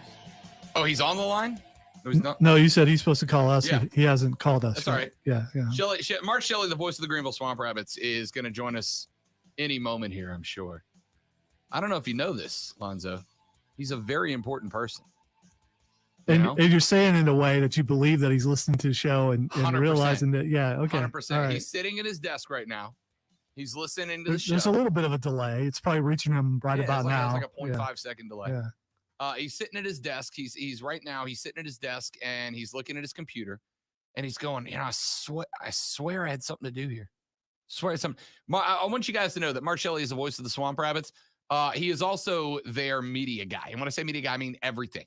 If you follow the Greenville Swamp Rabbits on Twitter or on Facebook or on the Flow Sports stream and all that, he runs and puts all of that together. So I am not offended by this at all. I mean, it's not like we're the sports talk radio show of the year and the premier destination for local upstate sports. You just talked about all the things that he does, and perhaps he got an unforeseen phone call or visit to his office. 95% chance he is on the phone as they are set up for another 2-game homestand this evening. Tomorrow evening. They've got Friday and Saturday nights coming up. 90% chance that he is currently on the phone with a member of either Friday's opponent, the Norfolk Admirals, or Saturday's opponent, the South Carolina Stingrays, right now getting roster changes or coaching changes or something. And what's interesting about the ECHL, I've told you this guy, we've asked this question 100 times to different guys from ECHL levels, players, coaches, etc. What's interesting about this is that these guys, they have trades and acquisitions and call-ups and send-downs all the time. In fact, it is rare for teams in the ECHL to carry the same roster from a Friday to a Friday, right? It's very rare. Although I will say this, and I thought this was kind of rad. There is a player that the Rabbits just signed, Lonzo. His first name is D'Artagnan. That's very awesome. It really is. 3 Musketeers, baby. Yes. That's awesome. D'Artagnan Jolie is his name. He has joined the Swamp Rabbits and will be a member of the team this weekend. Friday night, they take on Norfolk, and on Saturday, they take on the South Carolina Stingrays. The old heated rivalry stays up. Speaking of heated rivalries, what's really good is the points that the Swamp Rabbits ended up putting up on the board against the Florida Everblades this past week and had a 3-game stand against Florida, which followed a 2-game stand just a couple of weeks ago Rabbits win the first one 4-3, win the second one in a shutout 3-0, drop the Sunday afternoon matchup 6-5, your final in overtime. And boy, howdy, Zoe, if you are a dude who likes the fisticuffs of flying on the ice, the Rabbits and the Everblades absolutely killed it. I mean, they went after each other. It was one of the most physical 3-game stands I have seen from any of the teams that I have covered in my career. One of the most fun 3 games of hockey I've ever watched. These dudes were giving it to each other, and the Rabbits take 2 out of 3. So you're talking about pugilism. No, you were talking about the actual. So you made me think there were fights. Were there fights? Oh, there were a couple of fights. Absolutely. Absolutely. By the way, did you just drop pugilism on us? Yes. Okay. Well done. Are you having to look that one up, or you know that? I know what pugilism is. I am the hottie intellectual. Emphasis on the hottie. I learned that from Young Guns. I like it. Yes. I like it. One of them was a pugilist. Yeah, 2 out of 3 ain't bad. We'll see if we can get Mark Shelley rung up here in just a minute to talk some hockey with him. In fact, let me make sure he didn't text me and tell me, hang on, I'll call you back. Yeah, we'll get with him, which means he's 100% on the phone getting set up. Let's do this. We got time in this segment. I would like to play you, ladies and gentlemen, the greatest baseball audio that I have ever heard in my life. We have audio from, and this is honest. This is real. This comes from back. It's been a couple of years now. This comes from back in 2016, and this video has apparently been out on the internet for a while. I have never come across it in this job. Back in 2016, Noah Syndergaard was pitching for the New York Mets, and they were playing the LA Dodgers. And at the time, Chase Utley was a member of the team. Well, the night before, Chase Utley had a hard slide into the New York Mets. And before that, in game 2 of the NLDS the year before, Chase Utley also had a hard slide when he fractured the right leg of then New York Mets shortstop Ruben Tejada. Prompted Major League Baseball's Players Association to change the rule regarding the slide. You now have to slide before you reach the base, which I always thought was evident, but Chase Utley slid after he had already gotten to the base, broke Ruben Tejada's leg. There was a little heat between them. Well, what you're going to hear, here is 3 different voices. You are going to first hear the voice of the second base umpire who was in this game, and honestly, could not find his name. Tom Halian was the crew chief for that game. Plate umpire Adam Hamari was the one who ejected Noah Syndergaard after Syndergaard sent a 99-mile-an-hour fastball behind the back of Chase Utley, which is effectively in baseball considered a warning shot, right? You throw a heater behind the guy's back, it's a warning shot. Like, you do it again, this one's going to hit you in the ribs. Well, Halion immediately tossed Noah Syndergaard from the game. Not even a delay. Came up out of the stance and tossed him. You're going to hear the second base umpire talking to Noah Syndergaard. Then you're going to hear a conversation amongst the infielders. And then you're going to hear his conversation with Terry Collins, who was the manager for the Mets. Collins was also ejected from this game based on this conversation. I've always wondered what managers, players, and umpires are talking about when they get into a heated conversation on the field. And now you're going to know, ladies and gentlemen.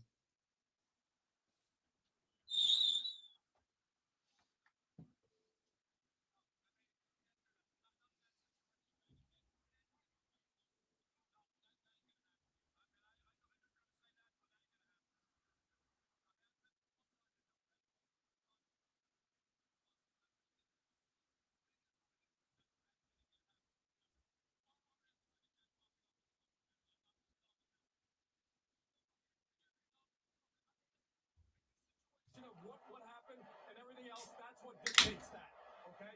But there was no prior knowledge that before the game started. I mean, Terry comes into the dugout and says, hey, it's starting to get serious. Everybody knows what's the situation, okay?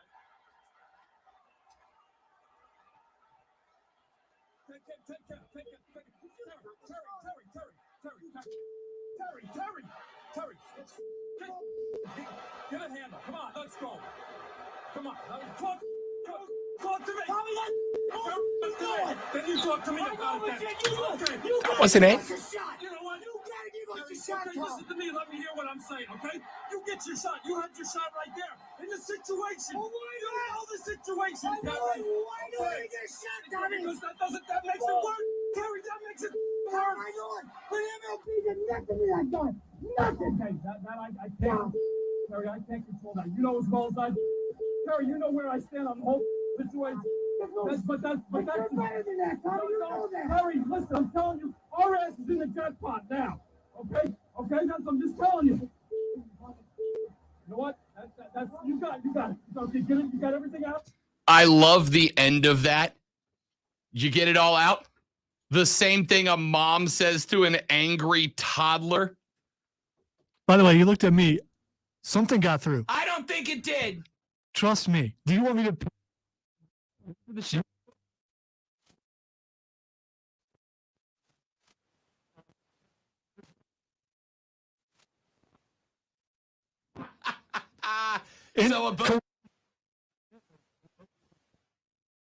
Defeated Captain America Chris Evans down the hall because I had him listen to it and tell me that it passed his rigorous standards. My ears are just a little bit better. That's all. I mean, you know. Here's what I'm gonna say. Even if you missed how many seconds? 8 seconds out of it. Even if you missed a little bit of a dump it was 4 there. seconds. 4 seconds. Yeah. Even if you missed 4 seconds of that audio, I think you got the point. What right? you would have missed, it would have just sounded like it went beep to beep. So you don't. You get that. I have always wondered what it was that those guys were saying. I was always wondering, and now we know. And I got to tell you, Lonzo, if I heard that on a Major League Baseball broadcast, I would buy pay-per-view baseball games. If you gave me uncensored, unedited, from the field microphones, and that's what I got to hear during baseball games consistently, call me a heathen. I would pay for baseball at that point. If you had field mics on all 9 guys on the field, all 4 umps on the field, and both managers, where I got to listen to the game, I know you can't do it because they're talking strategies and shifts and pitches and all that. But if you allowed me to have uncensored mics on the field, I would pay hundreds of dollars to watch baseball games every year. Hundreds of dollars to watch baseball games. That was amazing. I have always wondered what it was when Bobby Cox and Bobby Valentine and all these very animated, Terry Collins, all these very animated managers, when they go out onto the field, and they get into the faces of the umps, I have always wondered what they said, and now I know, Lonzo, and that should win a Grammy for Best Mixtape. Unbelievable. I loved it. Those of us sitting here staring at me like, you absolute psychopath. Quentin Tarantino would have said, hey, that's enough. That's enough. I've always wondered, and now I know. Effectively, it's just one long censor beep. It's just Lonzo riding the dump button like his paycheck depends on it, because it kind of does. It does. Are you surprised, though? I'm not really surprised. Did you think it would be polite conversation with complete sentences? I mean, no. But and here's the thing: I can't play the audio for you. I can't play the audio for you for what was actually said. But it wasn't just bleep you the whole time. There was far more colorful language sprinkled in there, including multiple references of sexual acts that the manager wanted the umpire to go perform on himself and others. It was unbelievable. If you are brave and not at your job, go find that audio and listen to it. Mark Shelley, voice of the Rabbits, next on The Rob Brown Show, ESPN Upstate.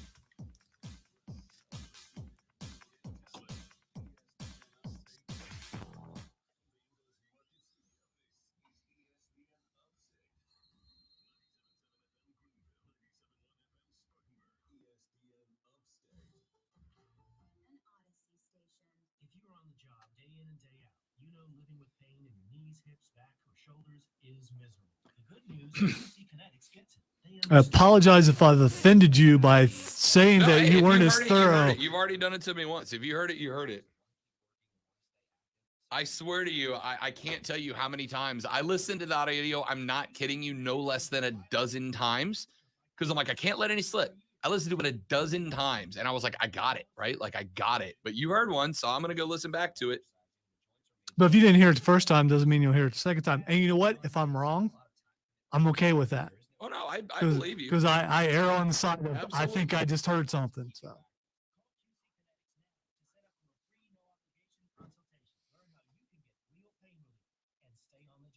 QC Kinetics, 864-448-3772 in Greenville and Asheville. Call 864-448-3772. That's 864-448-3772. Prescription products require an online physician consultation and are only available if the physician determines a prescription is appropriate. Subscription required. See website for full details and important safety information. Hey guys, good news. The outrageously expensive Viagra is available in generic form, which means you can get the prescription medication to treat AD for a fraction of the cost. And Hims makes it extra affordable. The generic form of Viagra has the same active ingredient, but is 90% cheaper. And right now, get your first online doctor's visit totally free when you go to forhims.com/joy. That's right, free. Zero copay, no expensive appointments, and no awkward face-to-face conversations to get your prescription. Hims connects you to medical providers online who can evaluate you and, if appropriate, prescribe your ED medication. Then a certified pharmacy sends it right to your door. Hims makes it affordable, private, and incredibly easy. Nobody likes dealing with ED. Now, thanks to Hims, nobody has to, and that's really good news. To start your free online visit, you need to go to this exclusive address, forhims.com/joy. That's forhims.com/joy for your free online visit. forhims.com/joy. You could save big when you bundle your home and auto with Progressive, but when we just come out and say it, it feels like it falls a bit flat. So instead, we're going to have someone else say it.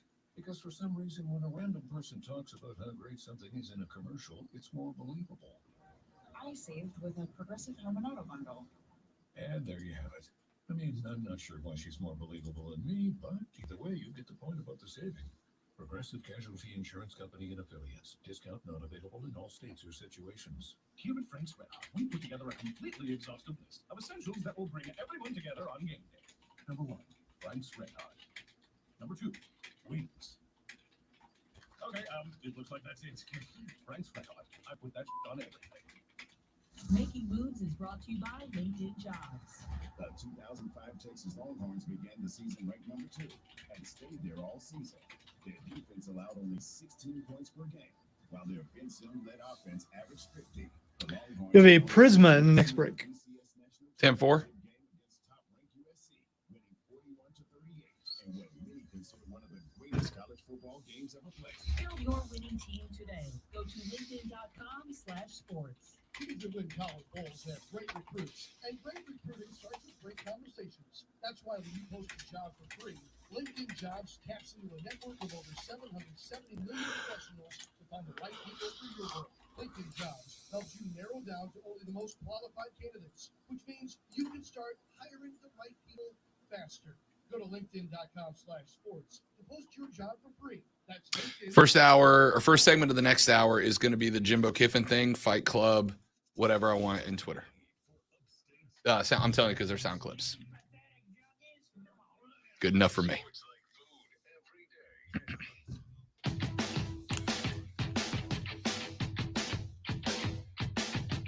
Not only, ladies and gentlemen, does he have the smoothest, most seductive voice in all of hockey play-by-play, but he might be the best dressed too. Take a chair, Don Cherry.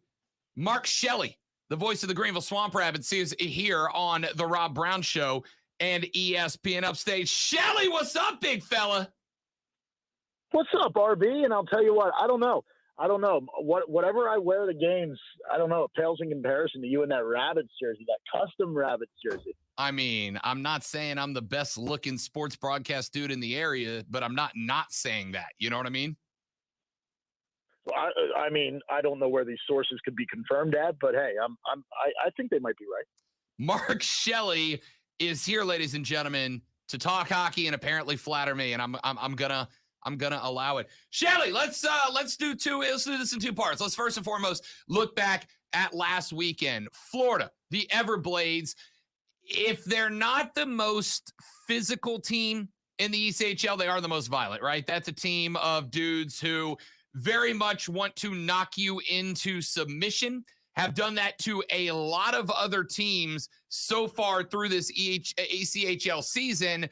And here comes, ladies and gentlemen, your Greenville Swamp Rabbits defending home ice, taking 2 out of 3 from Florida and forcing them into overtime, so taking a point away from them on the last one as well. I got to tell you, Shelly, there was a little something different about this Swamp Rabbits team this past weekend at home against Florida.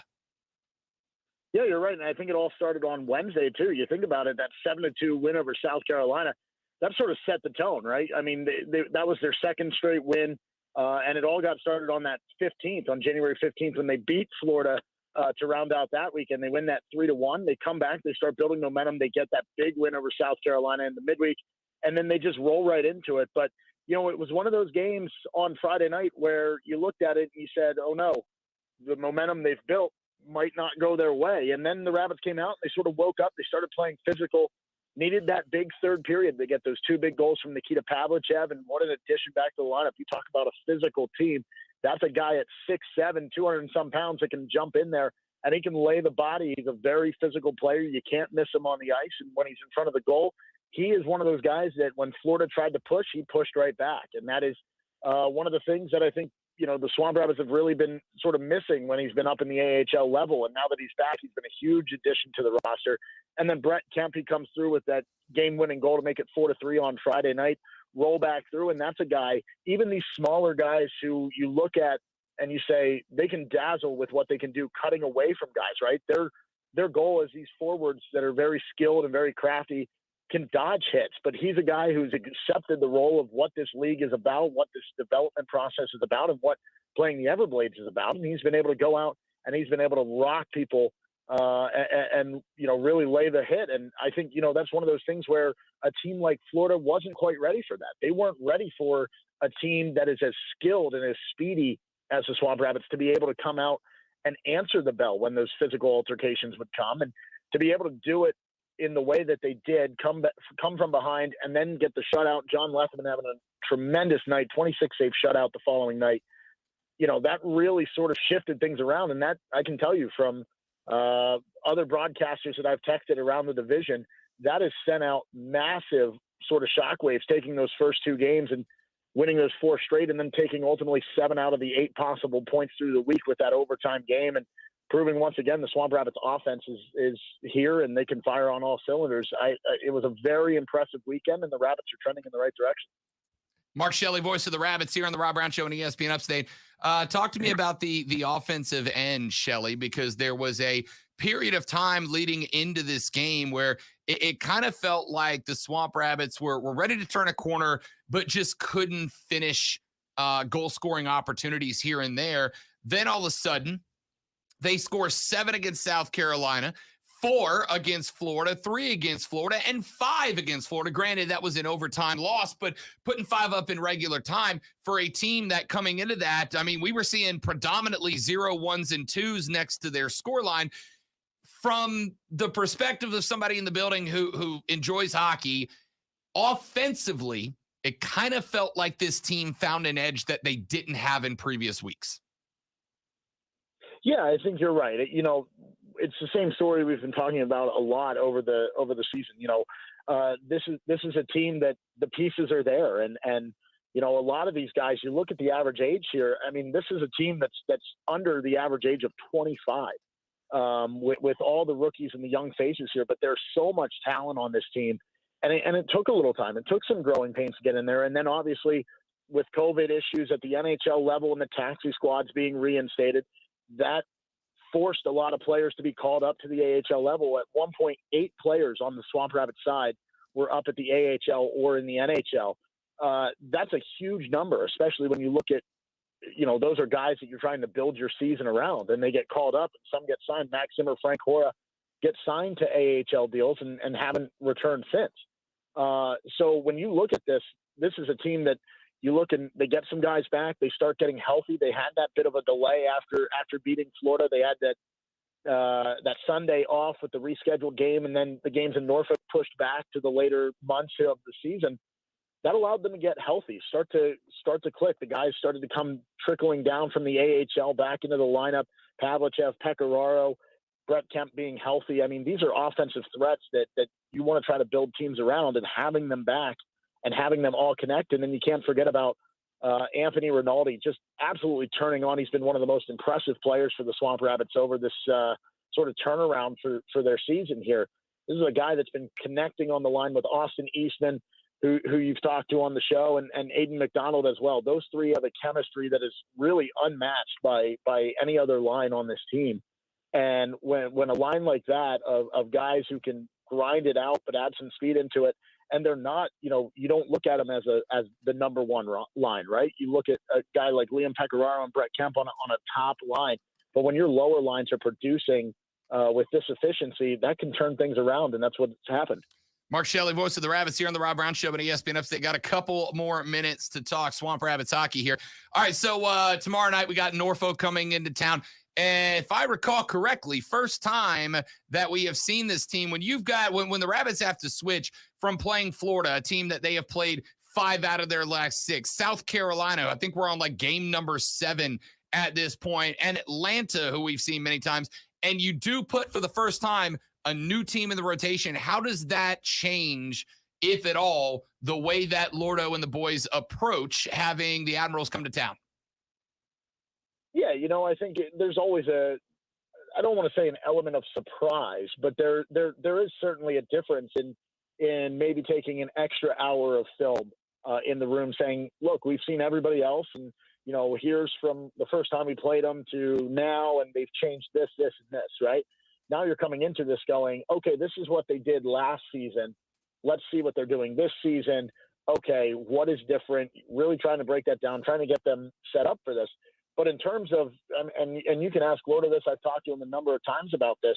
I said, what's the difference in playing 2 different teams on back-to-back nights like they do this weekend with South Carolina on Saturday?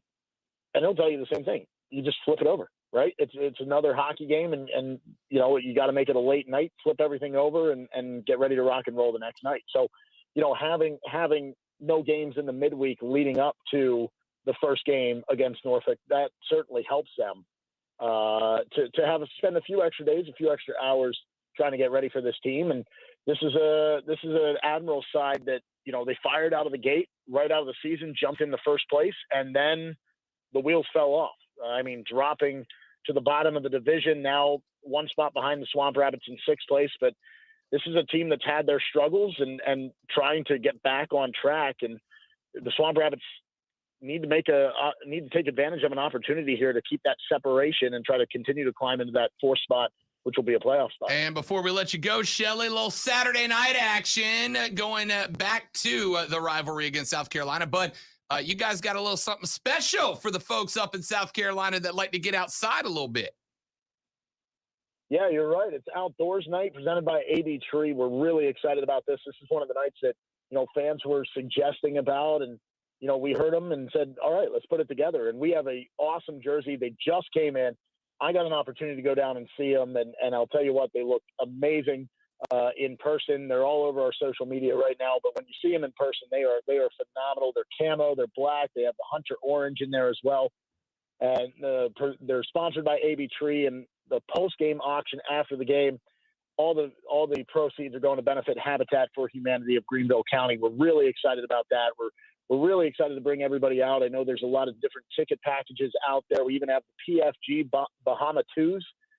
If you head over to our social media, you can buy one of those. There's a limited supply of those. We have a whole slate of things in store for Saturday night, and it's the Battle of South Carolina as well. There you go. That is Mark Shelley, voice of the Greenville Swamp Rabbits. Make sure that you turn up. If you need tickets, go to swamprabbits.com. You can grab your tickets to tomorrow's matchup against Norfolk, and Saturday night it is outdoors night.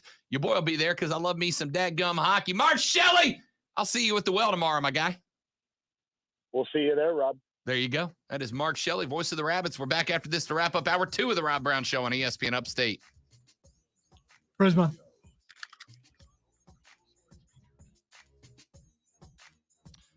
Say about my friends at Prisma Health, ladies and gentlemen, especially you young.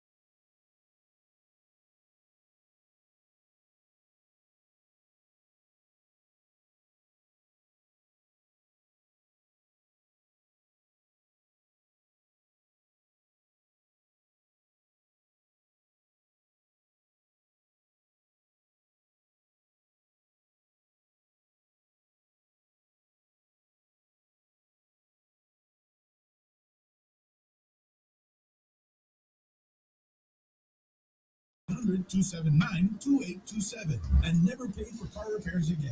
Dial 800-279-2827. Get inside AutoZone. Welcome to AutoZone. What are you working on today? Hey, if you put on, so last night I had this conversation. Got to the house, hanging at the house. I threw on my fleece joggers and my hockey jersey because it's warm and it's comfortable. And Courtney and I got into the conversation of, if you're just wearing it to sit around on the couch, is it still active wear? It's leisure wear at that point, right? Like, aren't we at the point where joggers and yoga pants are leisure wear, not active wear, unless you're actually active? No, you're right. It becomes leisure wear for sure. And I only say that because Just because there's also another word for pajamas, and it's lounge pants. yeah, Which loungewear, which I've heard before. Which there's still pajamas. Yeah, well, I mean that's the worst because technically you're. Which I may have done the show in lounge pants I'm not mad about it. When I was working from home, I wore loungewear all the time. Every show I did from home was like sweatpants and a jersey. I asked because I was at a bar last night, and there were two girls wearing yoga pants, And they got into a conversation about how comfortable it was. And she's like, yeah, I love my activewear. And I'm like, you were sitting in a stool at a bar drinking beer. You're not active at all. It's leisure wear. You're They're leisure. actively drinking, probably. It's true, correct. Join us on the Facebook stream at facebook.com/ESPN Upstate, twitter.com/ESPN Upstate, or go to the YouTube app and search The Rob Brown Show. If you've got a smart TV with the YouTube app on it, you can actually just search The Rob Brown Show, pull it up, watch us on TV like the stars that we know that the South Carolina Broadcasters Association said that we are.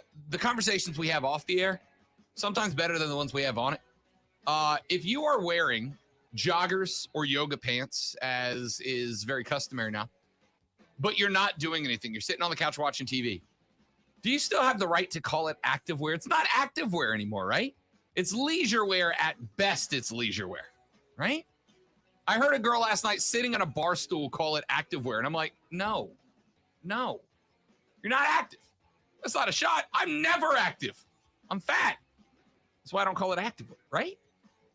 When we come back, the fight between two college football coaches you didn't know that you wanted to hear, Lane v. Jimbo. And I got the audio from both on the Rob Brown Show on ESPN Upstate.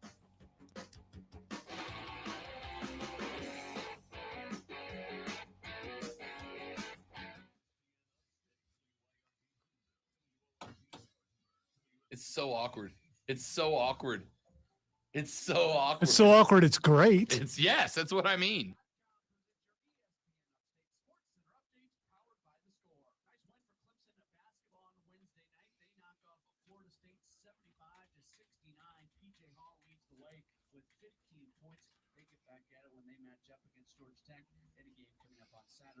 Other college basketball from Wednesday, Furman picks up I guarantee you there are TikTok videos out there that are worse than that.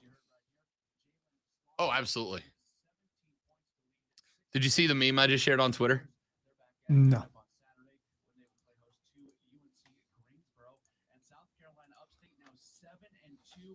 Oh, yeah, I saw that. Yeah, I saw that. That was pretty wild. It's so good. But my favorite one, Bengals defensive end Sam Hubbard said that we're winning the Super Bowl for Harambe. Said this one's for him.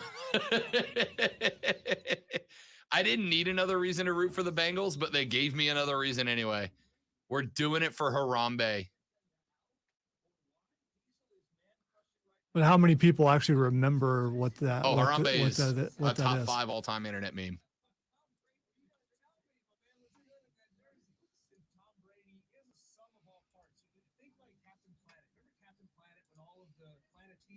They were good. You gotta think of every one of Tom Brady's attributes as a single solitary planeteer. But when you combine the powers of Earth, fire, wind, water, and gravity, your powers combine, you summon the power of Tom Brady. Brady to the end zone. Brady, Brady, rifles to the corner. He's gonna bring pollution down to zero. The Upstate is talking about Offsides with Mark Ryan now 3 to 7 p.m. on ESPN Upstate. ESPN Upstate. A Saints reporter I follow just said, the Washington Commanders sounds like the name of a team in a Nintendo 64 unlicensed football game. Yeah, I've seen those out there, and they're right.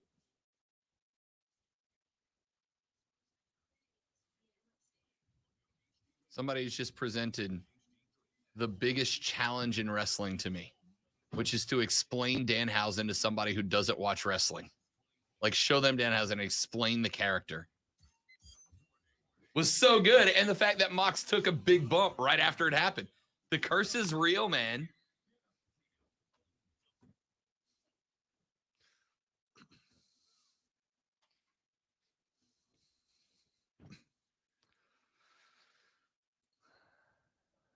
The third, the final, the best, the money hour of the Rob Brown Show goes now. This is ESPN Upstate. The Rob Brown Show rolls on. Hello, Upstate South Carolina. Hello, America. Hello, world. It is great to be back with you. I have been waiting for this segment all day because I'm in love with it. Why? Because two coaches in the SEC going after each other. And one of them, in the long run, is going to end up looking bad.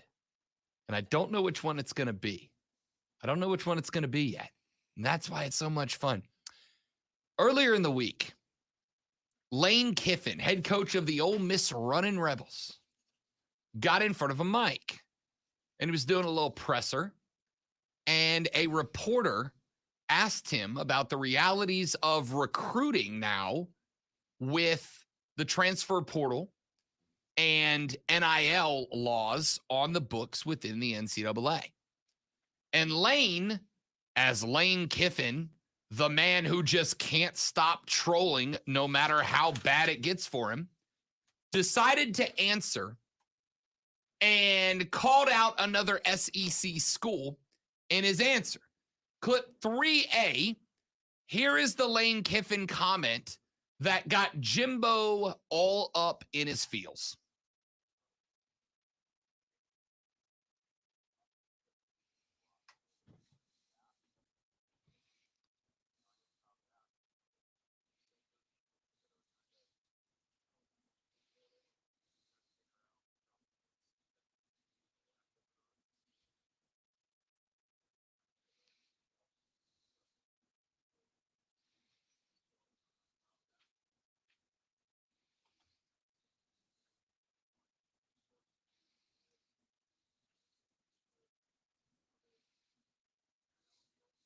It's basically dealing with different salary caps. We now have a sport that has completely different salary caps, and some of these schools are, whatever, 5-10 times more than everybody else of what they can pay the players.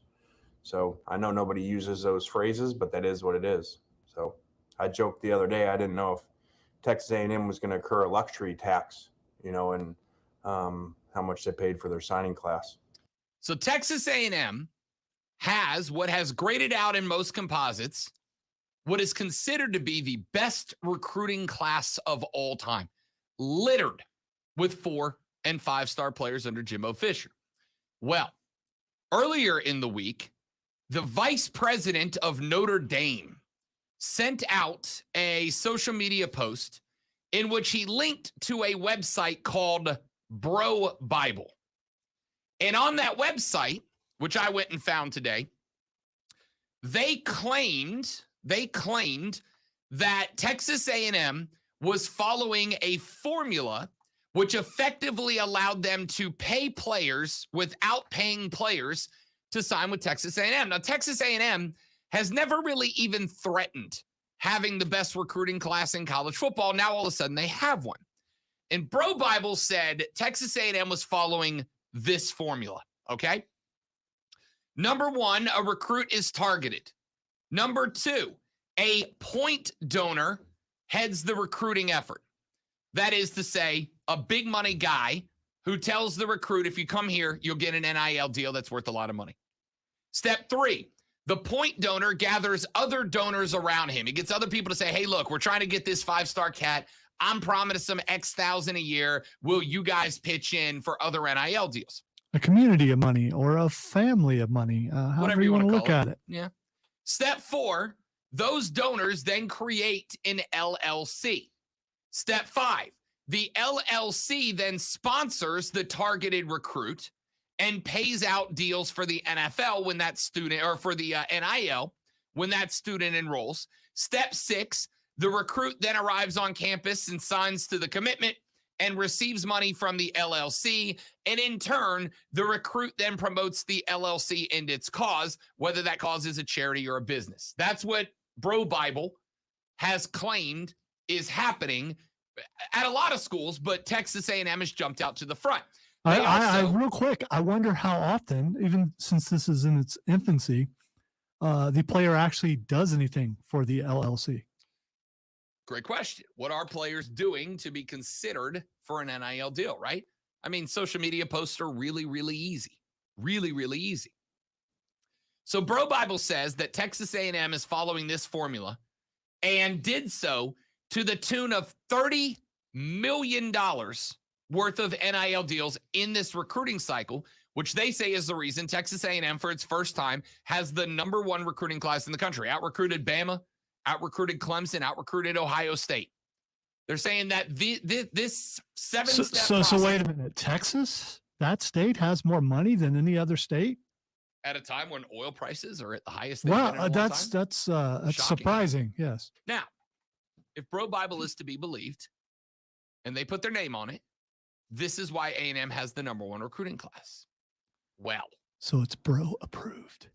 bro. Somebody went in Jimbo Fisher's National Signing Day press conference and said, hey, coach, there are reports out there that Texas A&M has paid like buku dinero in order to get the number 1 recruiting class in the country. How do you respond to this? Lane Kiffin, of course, mentioned right there that he joked that Texas A&M might have to take a luxury tax because of how much they paid out. Well, Jimbo Fisher, former head coach of the Seminoles of Florida State, turned Texas A&M Aggie, popped off at the presser. For the sake of full disclosure, if you go find this audio, I have edited this audio mainly because Jimbo Fisher takes a lot of pregnant pauses between his words, and I edited it down. But it's unclipped. I didn't remove anything Jimbo said. I just edited the silence out. Here's what Jimbo Fisher said in his press conference about those claims. And just your here's what I'm gonna say, and this is point blank. This is point blank to the because here's my problem. There is no $30 million fund. There is no $5 million. There is no 10. This is garbage. Okay, and it does. It pisses me off that people. And here it comes from a site called Bro Bible by a guy named Slice Bread. Then everybody runs with it. So it's written on the internet as gospel. How irresponsible is that? I'm going to tell you, there's some very reputable writers in college football and sports that wrote it and have said it and have done things. That's unbelievable to me. When I first heard it, I laughed. I said, oh, yeah, what a clown. I mean, I didn't even think anything of it because I don't have social media. And they kept building it, and lately I've heard more about it. To me, it's insulting to the players that we recruited that's why they would come here. You ever been to a game here? You ever come to school here and see the education? You ever talk about the 12th man, the Aggie Network when you're done? There ain't a better university in this country. And it's insulting to what you say. And all these, and we got writers who have said it and done it off Sliced Bread. A guy named Slice who made it up. Love to see who Sliced Bread is and put it out there with Sliced Bread. Let me find out where it comes from. And then to have coaches in our league and across this league to say it, clown acts. All right? Irresponsible as hell. Multiple coaches in our league. And the guy's griping about NIL, griping about transfer portal, using it the most and bragging about it the most. That's the ironic part. You want character? I'll take it with any of y'all. It's a joke. It does piss me off. The other thing, when you look at vice president, I get another one. Vice president of Notre Dame. Supposed to be a reputable university, right? That's a heck of a person leading a reputable university. I'd be real proud if I hired that guy. Read it off Sliced Bread. But they say it because it's written on the internet. We worry about the kids and social media and internet. How about grown-ups? How about the guys that are supposed to be setting an example? How about writers who are supposed to be writing the right thing? How about coaches who are supposed to be doing the right thing? And I'll tell you what, I know how some of those guys recruit too. Go dig into that. I know the history, I know the tradition, I know things. Trust me, you don't want to go down that avenue. It's ridiculous. And it's irresponsible, and it's unbelievable. I ain't just talking about one. Multiple people got NIL issues. It's funny, when Nick Saban said his quarterback got an $800,000 deal, it was wonderful. Now it ain't wonderful no more, huh? But ours, we ain't got that. Ours are on record what comes up. We ain't doing all them big deals. Ain't none on our place that we know of. That's funny when you do it. It's and then we gripe about the transfer portal, and you guys take more than everybody. What's about that? And what goes on? The hypocrisy is a joke. It's an absolute joke, and it's insulting to our staff, how hard we work, to how we do things. And it's insulting to Texas A&M because there ain't a better place to go to school and play ball. If we don't like it, we're coming on. Get used to it. All right? We ain't going nowhere. It's an absolute joke. The people who put the hard work in and do it. It's irresponsible, but it's funny when they get it, it's all okay. Ball games are changing, man. It ain't because of NIL and what goes on. It's pretty irresponsible of all of them. They're clowns.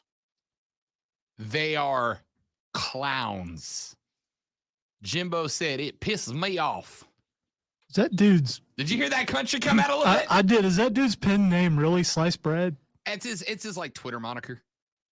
He goes by Sliced Well, Bread. well, what can be better than that? Nothing better than sliced bread. That's why we say it's the best thing since sliced bread. It should be. Did you know Betty White was born before sliced bread became the norm? So the phrase should be, that's the best thing since Betty White. Anyway, Jimbo said they're clowns. And it is kind of amusing because in that comment from Lane Kiffin that we played earlier, Remember, Lane said, it's the reality with NIL. It's like free agency, except for, you know what else Lane Kiffin has done? He has referred to himself, Lonzo, as the portal king. Ole Miss has been working the portal hard, and Jimbo's point is, hey, why are you going to come out and whine and complain about it when you are using it to an extreme to make your football team better? All right, I have a problem with Jimbo. Why is he so angry about something? You got the number one class. What do you care? What do you care? Because the accusations are that Texas A&M bought the number one class. Yeah, so it's legal now. It's legal to buy it. It's not legal to buy. It's absolutely. It's absolutely legal. It's not. See what if the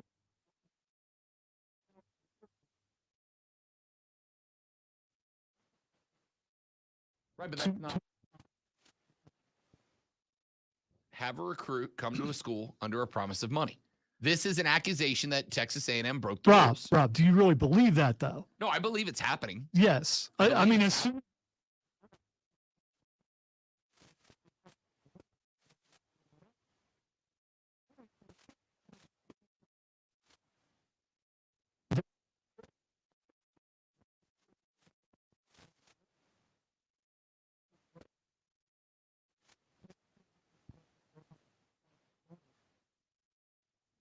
they bought.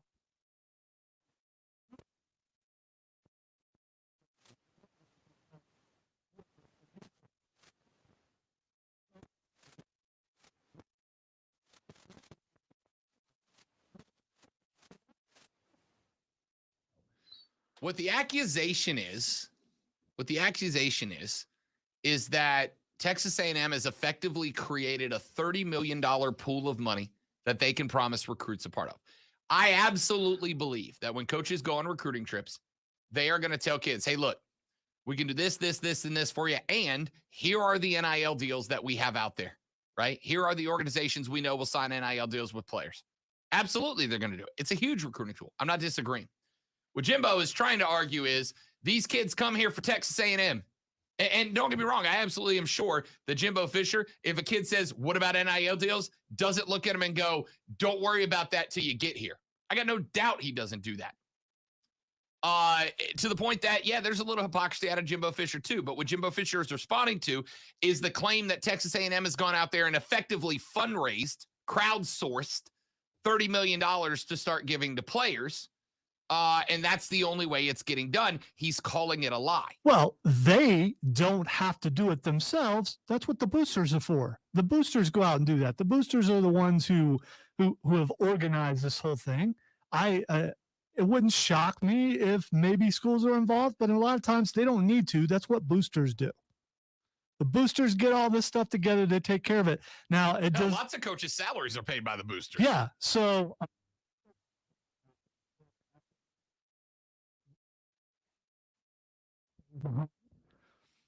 and the head coach has no knowledge of it, and that assistant coach says, hey, here are all the companies that we're willing to offer you money from. Are you kidding me? I bet a head coach is willing to say that.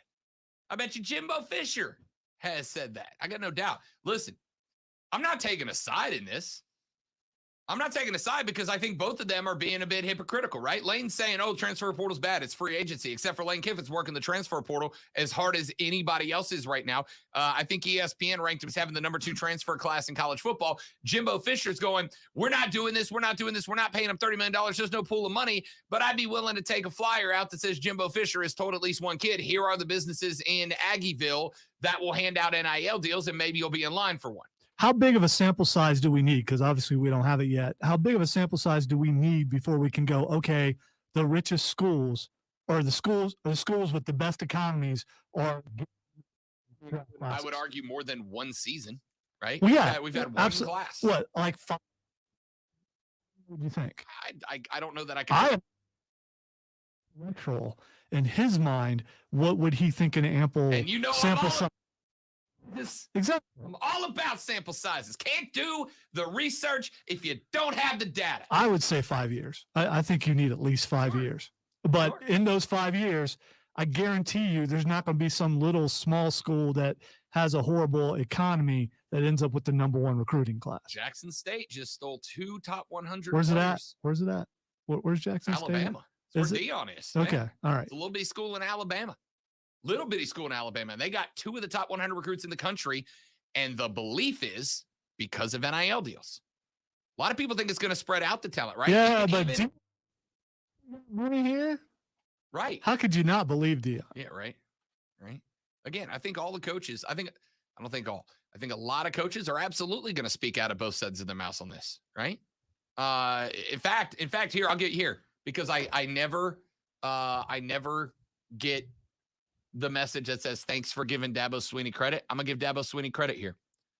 Dabo, I think, is the only one that's been consistent in what he said about the transfer portal, right? What has Dabo said about it? I don't like it. It's not great for the game, but we will use it in order to fill needs. We're not just going to bring in every kid who's in the portal. We're going to use it to fill needs. And Dabo Swinney's used the transfer portal, I think 5 times? Hey, you have no choice but to use it. I mean, absolutely. If you want to be successful. Especially going forward. A few years down the road, it's going to be the way that you have to go. That's why I asked the other day, will it ever replace recruiting?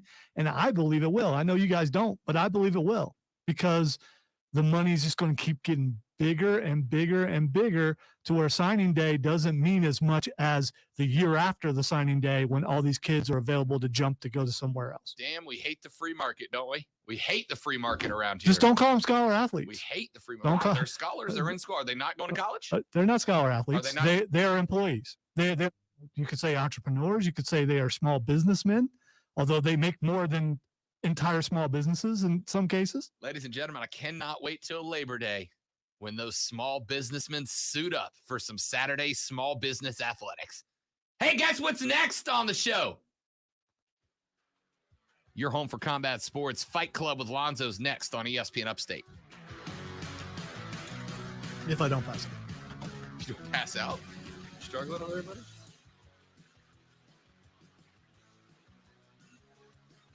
I've tried not to get too animated. It's impossible for me, and that's when the pain comes. Dexter says Jimbo doth protest too much. Yes, he does. He does. Dexter says, no joke, Rob. This is why we listen and you guys win awards. Interesting sports talk and NIL topics like this broken down and explained in a very organized manner. Fun to listen to. We got a compliment. Oh, stop acting like that's unusual. That's not unusual. Maybe it is for me.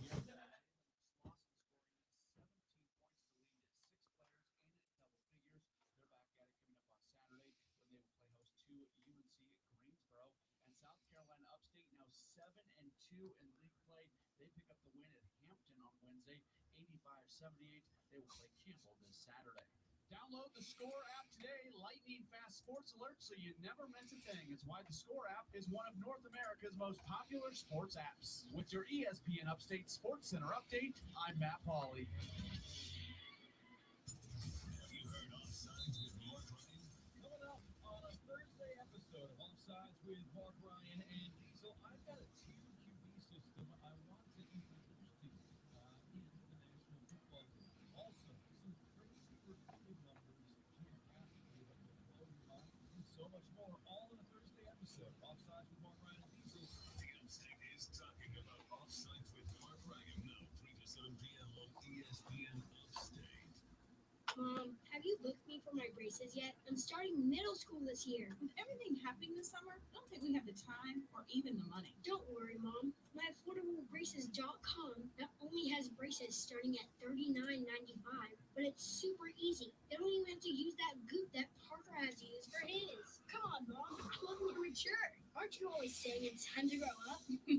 Good point. What's that website again? MyAffordableBraces.com, and it's cheaper than our beach trip.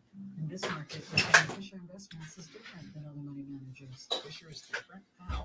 Don't you just ride the wave? Nope. We actively manage client portfolios based on our forward-looking views of the market. In times like these, we understand that clients want proactive communication and guidance. You don't just provide cookie-cutter portfolios? No. Clients, so we can tailor their portfolios towards specific goals and needs. We even offer resources on All right, heads up. I'm going over top. Okay. Look at him. Look at him. Kobe. I've been contemplating my strategy for an hour now. You got to go off the table. Yeah, but I was hoping. There's not enough room to. Right, I was hoping to hit a little bit further closer, but No, the roll roll's got good. me. The roll's good. Yeah.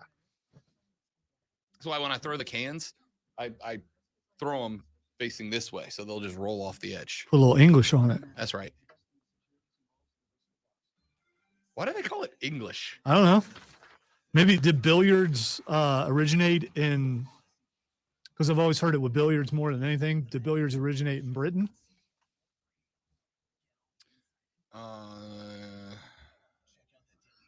The term comes from British players who first became famous with side spin techniques, according to liveabout.com.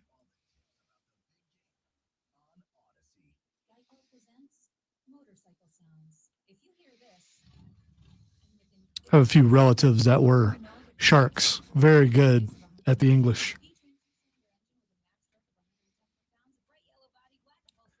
Those kind of guys that go to the bar and never have to buy themselves a drink because they just shark everybody in the place.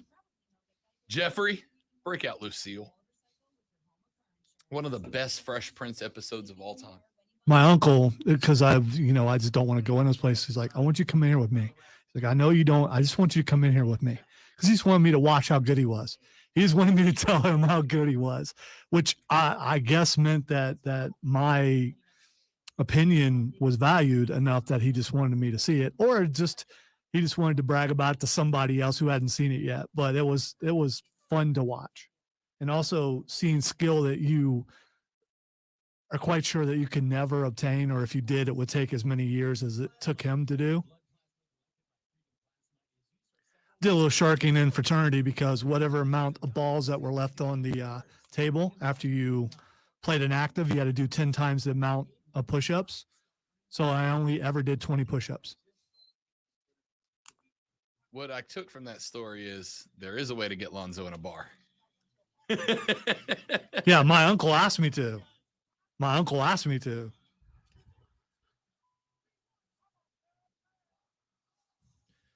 Well, welcome into the Fight Club, where we talk all things squared, circle, octagon.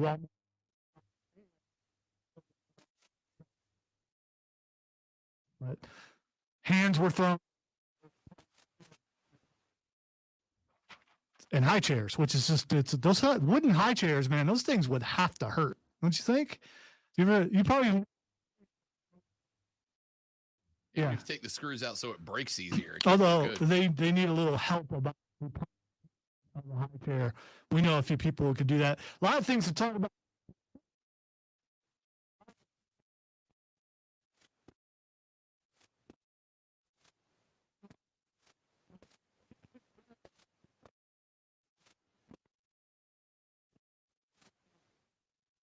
Is like if a C-list movie actor that played a vampire became a professional wrestler who also enjoyed dancing to disco music and the song Tequila in the middle of matches. See, I haven't got to see him wrestle yet. He hasn't wrestled yet, and they're gonna save that because he's an okay to above average wrestler, but he's a comedy actor, right? Like it's just supposed to be funny. The cursing people with the pose and all, it's just supposed to be a gag. And for somebody who likes tropes 80s wrestling, yeah, I think you loved it. Oh, I haven't hated anything that he's done so far. I just am curious. A lot of those guys compensate with that sort of thing because their wrestling ability is not that good. So I want to see him wrestle, but I'm not going to go back and look at old video. I want to see what he does right now, because old video does not, show what you're capable of at this moment. So can't wait to see that. All right, couple of WWE things. Ronda Rousey's return. Are you okay with Ronda Rousey being back in the WWE? And could you somehow help her with her mic skills? And yeah, of course I can. I'm a wizard on the mic. I'm like a young, less bald Paul Heyman. See, Paul. It can't be about that, right? It can't.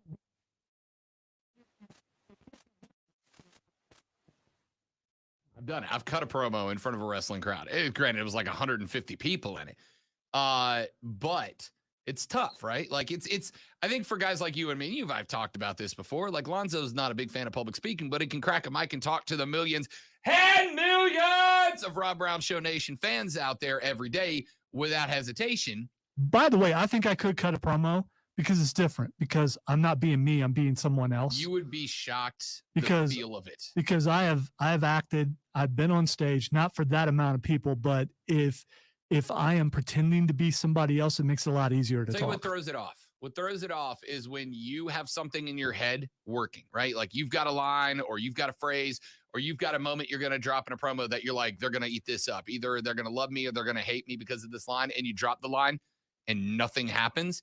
It will throw you off your game entirely. That being said, I'll tell you, I loved Ronda Rousey as an MMA fighter. She was one of the few that until she got that look in her eye and you knew she was done. Yeah, until she got her competitiveness kicked out of her head by Holly Holm back in the day. I loved Ronda Rousey. I followed her around, as I did Amanda Nunes. I when you give me a dominant fighter, I like to follow them, even if it's because I don't like them, Conor McGregor. I will follow what they're doing. Ronda Rousey, in her first run with WWE, I enjoyed. Do I think she was booked really well? Not really. I don't think they set her up for success, but I enjoy the character. I'm just interested to see what she is this time around, because when she left, I don't know if all the criticism she had about wrestling fans when she left, I don't know if it was a work or a shoot. Yeah, I don't know if same she was here. telling the truth or if she was playing a character knowing she was coming back during the line. She's had her baby. She's gotten back in shape. I don't know if it was a work or a shoot. What I do know is if it was a work and she was building herself up to be a heel, I'm in. All right. I don't know if you saw, but they put her on after the main event. So in essence, she was the main event. She come out and said that she's not worried about Becky. She's the undercard, which I thought was a great line, that she's going to be on SmackDown to talk to Charlotte, who is the main event. Right. And so then when she leaves, Lita comes out and challenges Becky to a match, which I want to see. I don't think they'll give Lita the championship, but, they brought Goldberg out, gave him the championship. Why not give Lita the championship? And then they can put it on someone else later on. Because they still view Becky as the cash cow. And at the end of the day, whoever they view as the cash cow holds the belt, right? That's by why the way- Brock v. Roman is interesting, because Vince views both of those guys as the cash cow. So I don't know how they work around. What she's been wearing lately makes her look like she's 45 years old. She should not do that. I mean, the hair. I don't believe you saw Monday. It's not good. One of the best, and it was like underneath, you didn't really notice it too much, is that the New Day was put back together. Yeah, they really didn't make a big deal. In fact, I watched SmackDown over the weekend, and I was like, "Oh, Big E's here." And then I saw my social media. I texted Zoe about it immediately that Big E was back on SmackDown and New Day's back together. But are they gonna be back together, or is Big E coming over for a solo run and he just happens to work in the same building as his old friends? Well, they announced them as a New Day when they came out and wrestled. Oh, good. They Okay. did come out and wrestle those two together, and Xavier Woods hurt again. So Well, they've been referring yeah. to Kofi and X as the New Day the whole time. They never Yeah, stopped yeah. calling those two the New Day. Are we just getting the trio back together? I hope we do. It was one of the best things wrestling's done in years was the New Then Day. Xavier Woods, while he's hurt, is all over G4, and I think he's really found a place there. If you've watched any of the stuff he's done, it wouldn't shock me if he doesn't retire from wrestling eventually. He loses some of his star power when he does that, but it wouldn't shock me. All right, two more things for WWE, then we got to get to what happened last night on AEW. According to Dave Metzer, Shane McMahon has been released from his contract. I was a little shocked to see him at the Rumble. I didn't expect him to come out in an otherwise relatively bland Royal Rumble. So Nick Khan or Vince McMahon, yes, fired Shane. Yes, that's it. And by the way, don't be shocked if Triple H is released at some point too. Now I'm holding off on my conspiracy theories because Triple H does have the heart problem that he had what I'm assuming is a heart attack or a cardiac event. It's got to be worse than what they're saying because people haven't seen him and he's supposed to still be at home for the most part. Yeah. So here's the thing. I told you when they named Nick Khan effectively Vince McMahon's replacement, and the fact that they didn't go to Steph and H, that it makes me pessimistic about the future because Nick Khan and Lonzo's thought at the time was, how do you know Khan's not just setting himself up so when Vince retires, he goes, remember all that stuff I said about doing Vince's thing? I'm not doing it anymore. But that, to me, I don't see any reason to believe that other than optimism that when Vince does finally step out of the way, we'll get a changed product. Or it's all Khan family conspiracy. Well, they're and, not related. all, They just share a last name. Allegedly. They're not. Allegedly. I don't know if you know this or not. We don't know.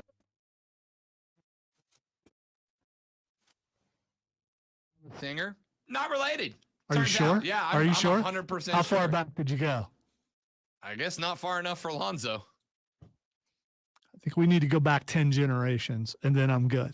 I'm going 10 generations when it comes to genealogy. We'll see what happens there, but it's kind of surprising that Shane McMahon was let go. The internets are having a lot of fun with that. Yeah, why wouldn't you? Vince just fired his own kid in favor of Nick Khan. How is that not that it's funny? Like, I'm sure Shane's got money and he's okay. He's not going to be hurting. Now, what the internet's fired up about is if Triple H is next, do H and Shane and Stephanie buy out another indie company and go, we're going to make AEW Part 2 Or and buy run out this? a company that's on hiatus right now, like ROH, which is already an established company, and build it into something else. It's a possibility. All right, last thing for WWE, Elimination Chamber is going to be in Saudi. Normally not a good thing. Well, the Saudi thing usually doesn't factor in the storyline. Never have. In the storyline now with all the stuff that's going on, but there is a positive to this, and I think you're going to like this. It's on February 19th, which is a Saturday. You know what time it comes on? Like 10 in the morning? Noon. Yeah, there you go. It comes on at noon. The one last year came on at noon on like a Friday. We watched it while we were doing the show. Yeah. Well, this one comes on Saturday at noon. Perfect. I mean, I'm good with that. Yeah, I am down with that. Stuff. Paige comes out last night and attacks Brandy Rhodes. I loved it. I did. I don't know why Brandy allowed Mr. American Top Team to say the stuff that he says. It's so bad. It really is. I mean, it's cringeworthy. And she just, with a smile, as if, well, maybe she wrote it. I don't know, but still, it's bad. But look, Dan Lambert has a character. And I got to tell you, Dan Lambert played that character phenomenally in the ring. Oh, I love it.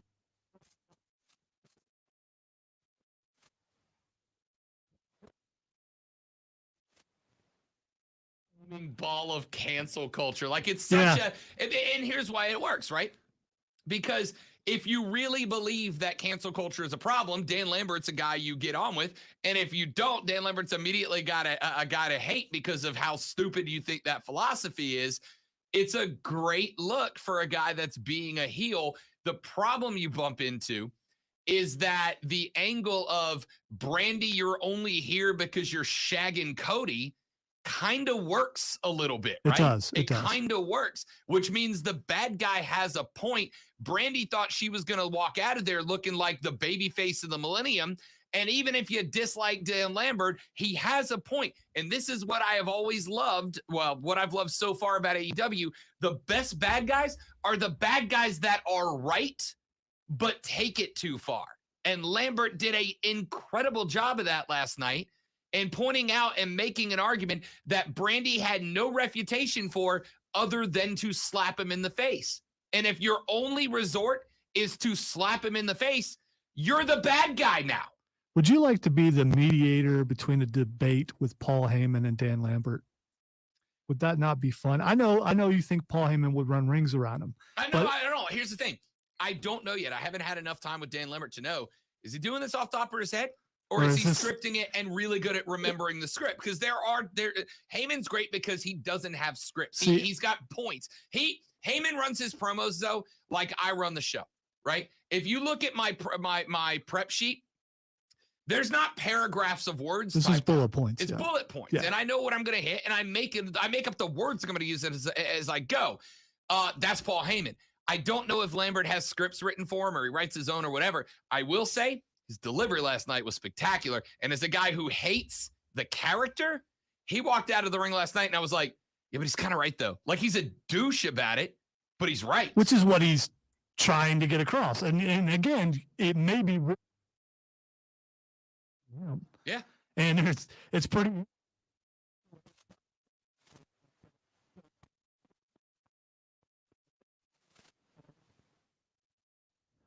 Because in the career was a little overhyped because it is what it is. How, because she's putting people.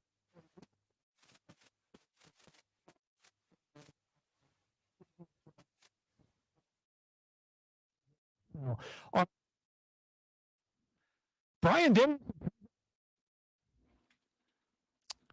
he makes an offer to.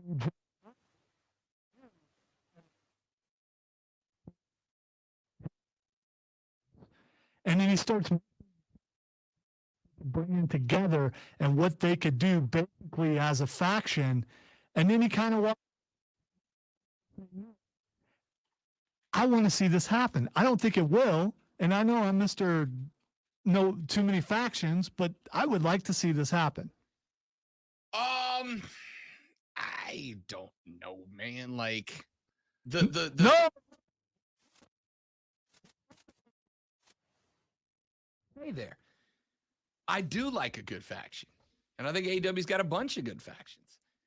But the reason that Daniel Bryan has been so good is the I will kick whoever's face off I need to side. The reason that Mox is so good is because he's Mox. And even when he's had Eddie Kingston with him, Mox is the guy, right? You haven't established a reason if you're Daniel Bryan. You haven't established, other than we can win belts, you haven't established a reason why I think the two of you would get along, right? We can beat everybody. Well, the whole point of Daniel Bryan and Jon Moxley both is that they believe they can beat everybody by themselves. And I have no reason to think they can't. Daniel Bryan's lost a match. I don't think Jon Moxley has lost yet. Between them, they're like 150-1. Granted, I guess. Well, Oh, that's right. Yeah, So yeah. 150-2. But I guess the angle there for me doesn't really make a ton of sense in these two guys who have established themselves for years as lone wolves who do whatever they need to do in the face of unrelenting odds. All of a sudden they're like, oh, the odds are against us. Let's team up. I don't understand why they would. I don't know. But again, it's a subjective angle. It doesn't make sense to me, but you know, Mox and DB are two of the most organically over wrestlers in the last decade and a half. You put them together, who knows? Maybe it's a nuclear star rising. All right, short time to do this. CM Punk versus Maxwell Jacob Friedman. Heel in all of wrestling. What a match this was. It's about time that the future and the present of wrestling took out the overrated past and won not once but twice in the same match. And it was a really good match. Phil did better than I thought. Of course, MJF had to carry him a couple of times. Phil, you could tell how old he really is. He was dragging a little bit. Forgot to which limb was hurt and how to sell it. And I'm sure MJF whispered in his ear, "Hey, Phil, it's the left side, not the right side," and helped him out with that. And then the victor came out who it should have been, the future, the present. He's better than you, and you know it. That is MJF. Now maybe Phil will just retire again. Phil. Look, it's a classic wrestling story, right? The hero comes out in his hometown to a hero's welcome. He gets beat by a chicken boat answer from the bad guy after a distraction from the other bad guy. Like it's a chicken boat action from a heel, and it's perfect. Sometimes the classic wrestling tropes work for a reason. And the next time that they're in Chicago, Punk is going to take the roof off of that place again. You don't have to like him. Lonzo doesn't like him because he was a bad MMA fighter. That's cool, man. That's fine. If That's your reason. One of the reasons. The other reason is I've never thought he's that good, and he's so over with everyone because I like him. So that makes him cool. So everyone thinks he's cool. Even though about wrestling, is it? Right? Like if it was just about the fights. The scripted, and you guys got duped. Who cares? Some people Who do. cares? Some people care. We spent years. There are people.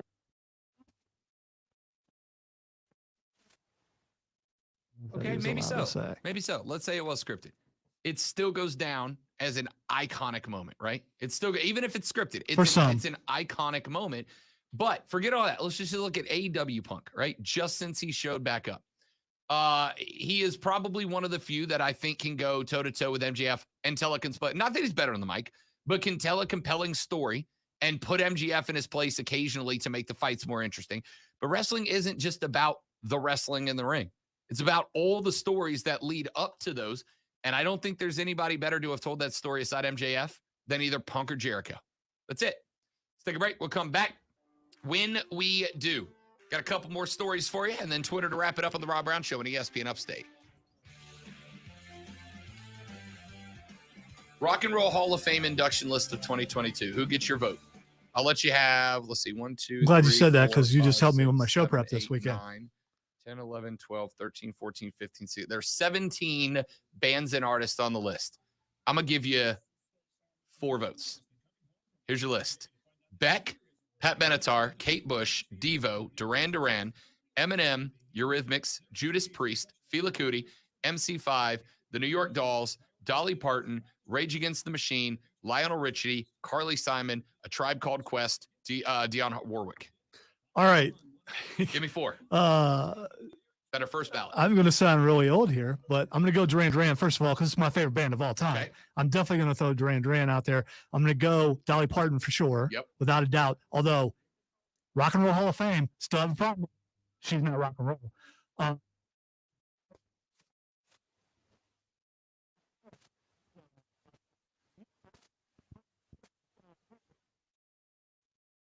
Dolly Parton, because in the early days of Motown was kind of rock. And I wouldn't. I guess the Eurythmics maybe borderline. Some of those like Devo and Pat Benatar and Beck have been on the list already and haven't made it so far. So I don't know how long you stay on the Rock and Roll Hall of Fame list. Maybe forever until you actually make it. But according to the Share Universe fan page, that is the first to tweet. Once you're on the ballot, you stay on the ballot. Okay. All right. So you give me 2. You gave me Dion. You gave me Dolly. No, I give you 3. Duran Duran. Oh, Duran Duran. You got one more. See, out of all of them, I think I'd want to pick a actual rock group. Okay, so Benatar, Devo, Judas Priest, New York Dolls, I think was a punk band. See, it probably will hurt credibility if I don't go with Judas Priest, but I'm going to go with Pat Benatar. I'm not mad at that. My 4 would be Benatar, Judas Priest, Rage, and Dolly. My left hand turned right at the end, right? 3 hard rockers. Well, the whole thing is, I think it's about longevity, also about how many hits you had. Sure. And there's a lot of, who knows what the actual, I think the criteria probably varies with the voters, but artists and a ton of people vote on this. It's not just writers. Yeah, no. So, but I'm going to go with, actually had and how many decades they actually had hits in. Yeah. I'm going the only one of the veterans on this list that shocks me that they're not in is Judas Priest. Judas Priest not being in on first ballot absolutely blows my mind. Benatar has been on it for a lot of years. I'm shocked Pat Benatar's not in there. But Judas Priest, if you think classic 70s, early 80s rock and roll, and you see a band in your head, you may not see Judas Priest, but you see a band that looks like Judas Priest. The leather, the horns, like they were what turned rock and roll into what you hear when you think rock and roll. Well, to effectively get votes, I think you also need to cross over, and they only had a couple of songs that crossed over. I don't know if you need to cross over. It is the Rock and Roll Hall of Fame. It probably should be the All Music Hall of Fame. It should be. Yeah, because there's some, we have this debate every year. It's like, okay, when did it stop being rock and roll? Right. Because I don't know. Let's see. Who was the first class? Let's see. First class Rock and Roll Hall of Fame. First class. Buddy Holly, Chuck Berry, Elvis Presley, Fats Domino, James Brown, Jerry Lee Lewis, Little Richard, Ray Charles, Sam Cooke, and the Everly Brothers. They're not all rock and roll. Everly Brothers aren't rock and roll. All right, real quick, Lonzo and I didn't mean to. I beg to differ, by the way. All right, let's have it out. Wake up, little Susie, man. That thing rocks. Three-minute conversation here. The class of 2022 Rock and Roll Hall of Fame ballot is out. Here are the biggest names that are on it right now. I asked Lonzo to give me 4 of these. How many do we say there were? 3, 6, 9, You said 12, 17. 15, 17. Beck, Pat Benatar, Kate Bush, Devo, Duran Duran, Eminem, Eurythmics, Judas Priest, Fela Kuti, MC5, New York Dolls, Dolly Parton, Rage Against the Machine, Lionel Richie, Carly Simon, A Tribe Called Quest, and Dionne Warwick are the names that are on the list. And I asked Lonzo to pick 4, right? I asked him to pick 4. He went with Dolly Parton, Devo, Duran Duran, and Dionne Warwick. I didn't say Devo. I thought you did. No. Who'd you say was the other one? Pat Benatar. Pat Benatar, Duran Duran. By the way, I like Devo, but they got Whip It. I mean, they had other songs, but they got Whip It. But Whip It was about it. Everything else was kind of, it was very weird. After Whip It, it was not good. Okay, so it stuns me that Pat Benatar is not in. She's been on the ballot for a long time. I almost kind of want to separate into like old traditional rock and newer artists that aren't rock. If the Rock and Roll Hall of Fame, which by the way should change the name to the All the Music Hall of Fame, right? Because there's hip hop artists in there, there's folk artists in there, there's jazz artists in there, there's all kinds of music. Everything except for country except for the country that crossed. Yeah, which has its own much bigger Hall of Fame in Nashville. Pat Benatar should be in. Dolly Parton goes in because she's Dolly Parton. She should be in the NFL Hall of Fame, the NBA Hall of Fame. She should be in all the Hall of Fames because she's Dolly Parton. A Tribe Called Quest. If you've never listened to Tribe Called Quest, they're incredible. I love Tribe Called Quest. They're fantastic. I think that, though, the 2 names or the 3 names to me that I read off this list and immediately went, how aren't they first ballot, are Benatar, Judas Priest, and Rage Against the Machine. Those are the 3 names that I'm like, those 3 should be first ballot. It shouldn't even be a contest. Benatar was rock and roll. Rage Against the Machine reinvigorated what it meant to be anti-establishment rock and roll back in the day. I loved Rage when I was coming up in my younger, more formidable days. And when you think like classic 70s rock and roll, black leather and spikes and not giving a bleep about the man, Judas Priest, man. Like Judas Priest, breaking the law. You guys, like, I'm shocked Judas Priest isn't in. I'm shocked Benatar's not in. I will be shocked if Rage isn't in a couple of years. See, the problem with this, as you checked it out, is once you're on the list, you're on the list. Yeah. Until forever. Yeah, but I think it's if you don't get in like 7 or 8 years, you're not getting in. Once the list gets bigger and bigger and bigger, and it makes it harder to vote the people because you're going to find someone else. Oh, they just added them. I got to vote them in. So it definitely makes it more difficult. And I've talked about this every year, and I'm really shocked that Benatar's still on there. Let's see. I'm trying to find if it's official. It was a random tweet that said you're on there forever. But I don't know if that's 100% for sure. I'm gonna look that up. Anyway, who on that list would you send in? You get 1 pick off that list. Let's make it fun. You get 1 pick. Mine's Judas Priest. Not even a question. It's Judas. And I don't care if you judge me, Duran. I'm glad you don't care if I judge you. Wasn't talking about you. Obviously, I don't care if you judge me. Let's take a break. Twitter trending topics to wrap up our Thursday next on the Rob Brown Show on ESPN Upstate.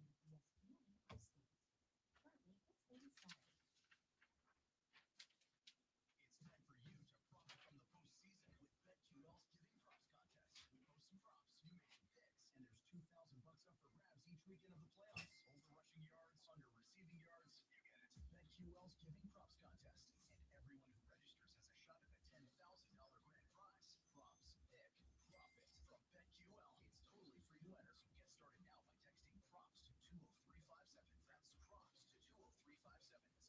That's props to 20357. If you suffer from chronic joint pain, don't assume that steroid shots, pain pills, and surgery are your only option. You can now get real, lasting, life-changing relief from QC Kinetics. Hey, everybody, it's Charlie James. QC Kinetics is the nation's On a hot streak today. biologic therapy to repair damaged tissue in your aching joint. The success rate is staggering. People with deep back pain, shoulder pain, hip pain, they're moving. I usually finish the week off strong, so it makes me wonder if maybe I'm just not good on Monday and Tuesday.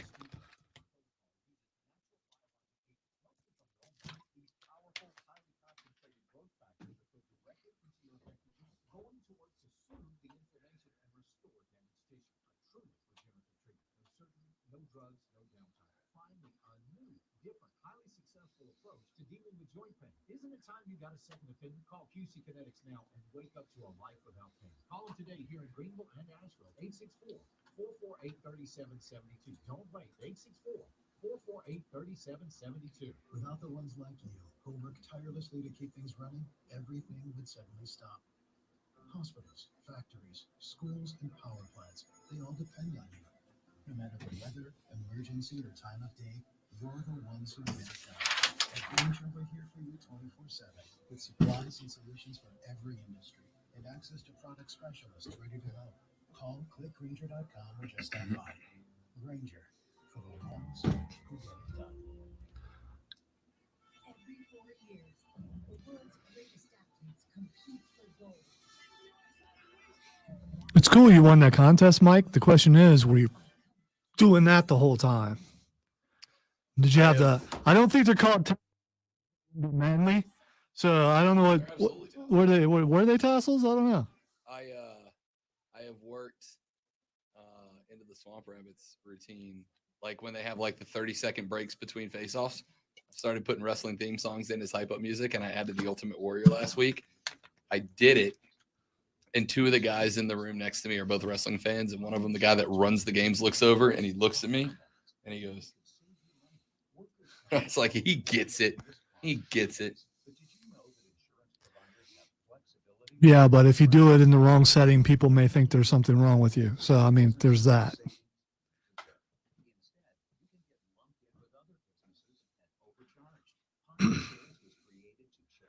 Is that man having a seizure? No, he's just doing the Ultimate Warrior. It's okay.